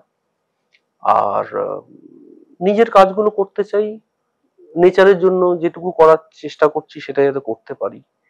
আহ, প্রকৃতির সাথে জুড়ে থাকতে চাই। আমার স্বপ্ন হচ্ছে পাহাড়ে গিয়ে পাহাড়ে গিয়ে থাকা স্বপ্ন, যেটা আমি এখনো করি। মানে এখন তো যাওয়া যাওয়া আসা যাওয়ার মাঝে কাজ করছি, যাচ্ছি আসছি, পার্মানেন্টলি থাকতে চাই ওখানে। এটা স্বপ্ন, একটা ছোট্ট কেবিন জঙ্গলের মধ্যে। বিশেষ কিছু না, আমি মেটেরিয়ালিস্টিক মানুষ নই, বিশেষ কিছু আমার মানে চাহিদা নেই। অনেকে বলে আমাকে এই যে এই বাইকের গল্প হলো, আমাকে অনেকেই বলেছে "এই তুমি এখন একটু যেখানেই যাবে গাড়ি নিয়ে যাবে"। কি হবে? আমি চালাতেই ভালো লাগে না, গাড়ি রয়েছে, গাড়ি পড়ে আছে, গাড়ি নিয়ে। কলকাতা শহরে তো প্রথম কথা হচ্ছে পার্কিং এর ঝামেলা সব থেকে বড়, ঠিক আছে? তারপরে গাড়িটা চালাবো, আমার তো গাড়ি চালাতে, আমি বাইক চালাতে ভালোবাসি। আমি, হ্যাঁ মানে আমি বাগডোগরা থেকে লাদাখ বাইকে গেছি, বাগডোগরা থেকে গুয়াহাটি অরুণাচল বাইকে গেছি। বাগডোগরা থেকে একটা সময় আমি যখন পোস্টিং ছিলাম তখন আমি সকালবেলা ওই 5:30-6টায় বেরোতাম বাইক নিয়ে, তখন আমার পালসার ছিল। আর আমি বিকেলবেলা 4:30-5টার সময় বাড়ি থেকে চা খেতাম। 650 কিলোমিটার আমি গাড়ি চালাতাম একটা সময় ছিল। ছুটি আসতাম বাইক নিয়ে, ছুটি ফিরে যেতাম বাইক নিয়ে। তো আমি এতটাই বাইক চালাতে ভালোবাসি। তো আমি লোক দেখানোর জন্য আমার ভালোবাসার থেকে দূরে চলে গেলে লাভটা কি হবে? এটা আমার মনে হয় যে নিজেরটা মানে তুমি নিজে যদি ভালো থাকো না, দেখবে তোমার আশপাশটা সবাই ভালো থাকবে। ঠিক। তো ওটা নিজে ভালো থাকাটা দরকার। নিজের কিসে ভালো থাকবে সেটা সেটা বোঝা দরকার এবং সেটার উপর থাকা দরকার। মন ভালো থাকে কিসে সেটা তো বুঝলাম, বিশ্বজিৎ অত্যন্ত পজিটিভ একজন মানুষ, তার জন্য মন ভালো রয়েছে। শরীর ভালো রাখা, কারণ অনেক মানুষই জানতে চাইবে ফিটনেস রহস্য। ফিটনেস রহস্য মুখটা হচ্ছে সব থেকে, এই মুখটা, এটা দিয়ে যা ঢুকবে সেটাই শরীরের বহিঃপ্রকাশ হবে। বুঝে খেতে হবে কি খাবো, কতটুকু আমার শরীর ডাইজেস্ট করতে পারে, কোনটা আমার জন্য ভালো কোনটা খারাপ। শারীরিক কসরতের দিকে কিছু? কসরত না অ্যাজ সাচ খুব কারোর লাগে না। এই যে জিম জিম ফ্যাক্টর যেটা শুরু হয়েছে সেটা until unless if you are sports person in gym দরকার হয় না। সাধারণ জিনিস যে বললাম তোমাকে, তুমি যদি মেট্রোয় যাতায়াত করো, তুমি এসকেলেটরটা না নিয়ে তুমি তুমি এই 14 তলায় আছো, তুমি যদি নামার সময় একটা সিঁড়ি দিয়ে নেমে চলে যাও। আমরা কেউ করি না, কিন্তু দেখি যত বছর তুমি চাকরি করছো কোনোদিন তুমি 14 তলা থেকে নামোনি, ইভেন 2 তলাও বোধহয় নামোনি, কেউ করে না এটা। এটা আমি অক্ষয় কুমার শুনেছিলাম। অক্ষয় কুমার বলেছিল যে যখন ও শুট করতে যায় বলছে আমি যে হোটেলটায় আছি সে হোটেলে যদি আমি 8 তলায় আছি, তা আমি 8 তলা থেকে 5-7 বার ওঠানামা করবো, আমার তো হয়ে গেল এক্সারসাইজ। নিজের বডি ওয়েটটাই হচ্ছে সব থেকে বড় ওয়েট লিফটিং। যখন দেখবে যে পায়ের সমস্যা হচ্ছে, হাঁটু ব্যথা করছে, বুঝবে তুমি মোটা হয়েছে। তোমার এই যন্ত্রটা, এই ওজনটা নেওয়ার জন্য এখন কেপেবল নয়, তাহলে এটা কমাতে হবে, কারণ হাঁটু তো তুমি বাড়াতে পারবে না। তো এইগুলো খুব সাধারণ, মানে জিমটা করে এখন ফ্যাশনেবল ব্যাপার স্যাপার আছে, কিছু রিলস টিলস করতে হয়, ইন মার্কেটে দেখাতে হয় অভিনেতাদের, অভিনেত্রীদের বিশেষ করে দেখাতে হয় যে জিম করি, ফিট আছি। আমার মনে লাগে না। বিশ্বজিৎ এই ট্রেন্ডে নেই তো? না, করি, জিম করি, করি না তা নয় একদমই। রিলস? না না না, রিলস নেই, ও বাবা আমি নেই, আমি পারি না, আমি সব একদম পারি না। আমার রিলস দেখবে ওই কোথাও কিছু খেতে গেলাম, একটা কিছু বানালাম, কিছু কন্টেন্ট টাইপের থাকে। নিজে, হ্যাঁ নিজের ছবি ছবি তুলেছি, মানে অ্যাকচুয়ালি তো নিজেকে না দেখলে বেচতে পারবো না নিজেকে। পোর্টফোলিও। পোর্টফোলিও, হ্যাঁ অ্যাকচুয়ালি তো নিজেকে বেচার জন্য আমরা সবাই মার্কেটে, প্রত্যেক অভিনেতারাই তো বেচতে গেলে নিজেকে তো প্যাকেজিংটা রাখতে হবে, তো সেই জন্য করা। আদারওয়াইজ, আদারওয়াইজ ওই রিলস আমি একদম পারি না, ভালো লাগে না আমার, মানে আমি নিজে দেখতেও পছন্দ করি না, করিও না। একেবারে আড্ডা শেষের দিকে চলে এসেছি, কিন্তু এতক্ষণ ধরে যে এত গল্প হলো তার মধ্যে একটা জিনিস শেষেই বলাটা বোধহয় আসে, সেটা হচ্ছে আমি যতক্ষণ ধরে বিশ্বজিৎ দাকে দেখছি আমার কোথাও একটা অক্ষয় কুমারের সাথে আমি মিল পাচ্ছি এটা না। এটা এটা ছোটবেলায়, হ্যাঁ মানে আমি যখন ওই 11-12 বা তার একটু পর পর এটা বলতো অনেকে, এই অনেকে। কমপ্লিমেন্টটা পেয়েছেন? হ্যাঁ বহুবার পেয়েছি, আচ্ছা। বহুবার, বহু, মানে আমার ছোটবেলায় অনেকেই, মানে আমার ডাক নাম অনেকেই এরকম আক্কি আক্কি করে ডেকেছে, একটা সময় ছিল, এটা ছিল, হয় লুকালাইক হয়তো, তো তাই বলে কখনো ভাবিনি না সিনেমা করবো। তো ঠিক আছে, হতেই পারে, মানে কত লোকের ডুপ্লিকেট, কুমার শানুর ডুপ্লিকেট আছে, তাই কি সে কি আর কুমার শানু হতে পারবে? দেখতে হতে পারা যায় মানুষ, কাজে হওয়া যায় না। লাকে বিশ্বাস করেন? খুব, অক্ষয় কুমারও করেন, এবং তিনি একটি খুব। ইন্টারভিউতে বলেছিলেন যে অক্ষয় কুমার নিজে বলেছিলেন এই কথাটা, যে উনি প্রচন্ড স্ট্রাগল করেছেন এবং ওনার স্ট্রাগলের গল্প সবাই সবাই জানি, হ্যাঁ। সেক্ষেত্রে উনি বলেছিলেন যে এখনো আমি যেখানে সিনেমা করি সেখানে যারা টি বয়, যারা আরো যারা মানুষ রয়েছে আমার থেকে আরো বেশি গুড লুকিং, তারা আরো বেশি স্ট্রাগল করছে, বাট লাক, একদম, লাক তো অবশ্যই, মানে অবশ্যই, মানে স্ট্রাগলের পাশাপাশি লাক ম্যাটার্স। এই যে প্রফেশনে আছি, যেটা শুরুতেই বলেছিলাম, সেই প্রফেশনে কোয়ালিটি, এবিলিটি, যদি তোমার 20% ধরো, 80% লাক। ঠিক সময় ঠিক জায়গায় পৌঁছানোটা হচ্ছে লাক, ঠিক জায়গায় ঠিক সময়ে ঠিক লোকের মাথায় তোমার নামটা হচ্ছে লাক। নেই, অনেক লোক আছে, অনেক কিছু, অনেক লোক আছে, কেন ওই পার্টিকুলার করে সুযোগ পেলে তো সবাই ফাটিয়ে দেবে। এত তো এনএসডি থেকে এত লোক বেরোচ্ছে, তাহলে আর একটা পঙ্কজ ত্রিপাঠী নেই কেন? মনোজ বাজপেয়ীর লাইফ ওয়াজ শ্যাটার্ড, একটা সাইড ওনার পড়ে গেছিল, প্যারালাইজড হয়েছিল। তো এই যে বললে যখন, তখন প্রশ্নটা করলেন যে কি করে একটা মানুষ স্ট্রাগল করবে, কি করবে, এইগুলো এই লোকগুলোর জীবনী জানা উচিত, কিভাবে তারা লেগে আছে। ঠিক। তারপরে আবার যখন সুযোগটা পেয়েছে, লাক, উঠে দাঁড়িয়েছে, উঠে দাঁড়িয়েছে। কিন্তু আশা ছেড়ে দেননি উনি। আশা ছেড়ে চলে, মানে ডাইভার্সন যদি বেশি থাকে মানুষের মাথার, যদি বেশি মানে ফ্রিকল মাইন্ডেড হলে হবে না, লেগে পড়ে থাকতো, যেটা যে করবে করবে। হ্যাঁ এবার তুমি বললে যে না আর ভালো লাগছে না, এবার ছেড়ে দিই, ছেড়ে দাও, কেউ তোমার জবরদস্তি করেনি, ছেড়ে দাও, কাউকে দোষ দিয়ে লাভ নেই। আর একটা জিনিস, যদি কেউ পারছো না, বাজার নেই, তাহলে বুঝতে হবে লোকে নিচ্ছে না, তাহলে আবার নতুন করে নিজেকে তৈরি করে আসো, আর নয়তো ভেঙে চুরে নতুন ভাবে, আর নয়তো নাহলে ছেড়ে দাও। ফার্স্ট্রেশনের জায়গা নেই জীবনে, ফার্স্ট্রেটেড হয়ে এত সুইসাইড, এত সুইসাইড হচ্ছে কেন জানো? মানে আমার মনে হয় কারণ হচ্ছে উচ্চাকাঙ্ক্ষা, রঙিন দুনিয়া, এবং সেটার সাথে পাল্লা দিয়ে নিজেকে না চালাতে পারা, এই পাব, এই ডিস্কো, এই তার খরচা, তার মেনটেনেন্স, তার জন্য ডিজাইনার ড্রেস, তার জন্য হাই প্রোফাইল লাইফ, তো তুমি নিজে তো নিজের খাদান খুঁজছো, নিজেকে নিজের, উচিত না। সিম্পল থাকা যায়, খুব সিম্পল থাকা যায়। বড় বড় সব মানুষরা, কটা জামা কাপড় লাগে দেখতে গেলে, অর্ধেক লোক আছে জামা কাপড় একবারের পর নাকি দ্বিতীয়বার পরে না, রে ভাই কেন পড়ো? আলিয়া ভাট নিজেও বলেছেন তিনি রিপিট করেন। হ্যাঁ কেন করবো না, কেন করবো না, এত মানে এটা করে, এটা তো মডেল হওয়া যায় না, এটা এটা তো মডেল না, তুমি ইয়াঙ্গার জেনারেশনের মডেল এটা নয়। তুমি প্রপার কিছু দাও, প্রপার শিক্ষা দাও। যদি যে পয়সাটা একটা জামা পরে দ্বিতীয় জামা পরছো না, সেই পয়সাটা লাগিয়ে একটা পাহাড় কেন, সেই পাহাড়টাকে গাছে ভরাও। এরকম অনেকে আছেন, সাউথেই একজন হাজবেন্ড ওয়াইফ আছেন, husband most probably foreigner, wife Indian, south Indian. ওনারা একটা বঞ্জার পাহাড় কিনেছে পুরো, তার মধ্যে নদী টদী ছিল, সেটাকে এখন প্রাইভেট রিজার্ভ ফরেস্ট বানিয়েছে। সেখানে এখন বাঘ, ভাল্লুক, হাতি সব আছে। তো যদি পয়সা যদি এতই ভাই গরম থাকে, তাহলে পয়সাটাকে প্রপারলি ইউজ করো না, এটা করা যেতে পারে। কিছু অ্যাডপ্ট করো, কিছু বাচ্চাকে অ্যাডপ্ট করো, কিছু অসহায় বাচ্চার পড়াশোনার দায়িত্ব নাও। আরো বেশি সামাজিক হওয়া দরকার। রোল মডেল তো তারা, রোল মডেল তো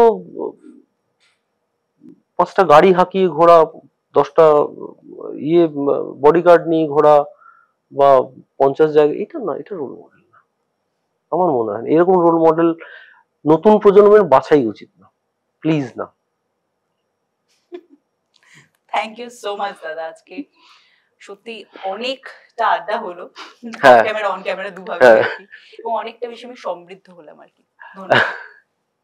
থ্যাংক ইউ সো মাচ দাদা, thank you for having me সময়ের জন্য। এবং আমি খুব খুশি হয়েছি মানে এখানে আসতে পেরে, কারণ এই যে কিছু কথা বলার যে সুযোগ, মানুষের সাথে যোগাযোগ করতে, এটাই তো সুযোগ, মাধ্যম। তো এই সুযোগটা পেয়ে আমি সত্যি থ্যাংক ইউ, তোমাদেরকে থ্যাংক ইউ সো মাচ। এবং পরবর্তী সময়ে অনেক ভাবে আসলে আপনি আসছেন আমাদের কাছে এবং দর্শকদের মধ্যে ধরা দিচ্ছেন, এবং বিভিন্ন চরিত্রে ঠিক যেরকম রঙের তুলি দিয়ে আপনি সুন্দরভাবে ক্যানভাসে ছবি তুলে ধরেন, সেরকমই নানান রং দিয়ে আপনি আপনার চরিত্রগুলোকে ফুটিয়ে তুলছেন সিনেমার ক্যানভাসে আর কি, যতটুকু সুযোগ পাচ্ছি। Thank you so much, thank you. এবং আমার মনে হয় আজকে আমরা অনেকটা শিখলাম, অনেকটা জানলাম, এবং সব থেকে বড় বিষয় এটা জানলাম যে সঠিক অধ্যবসায় থাকলে এবং পাখির চোখ বানালে নিজের লক্ষ্য স্থির থাকলে সেই লক্ষ্যকে কিন্তু ছোঁয়াও যায়, আবার স্বপ্নে বেঁচেও থাকা যায়।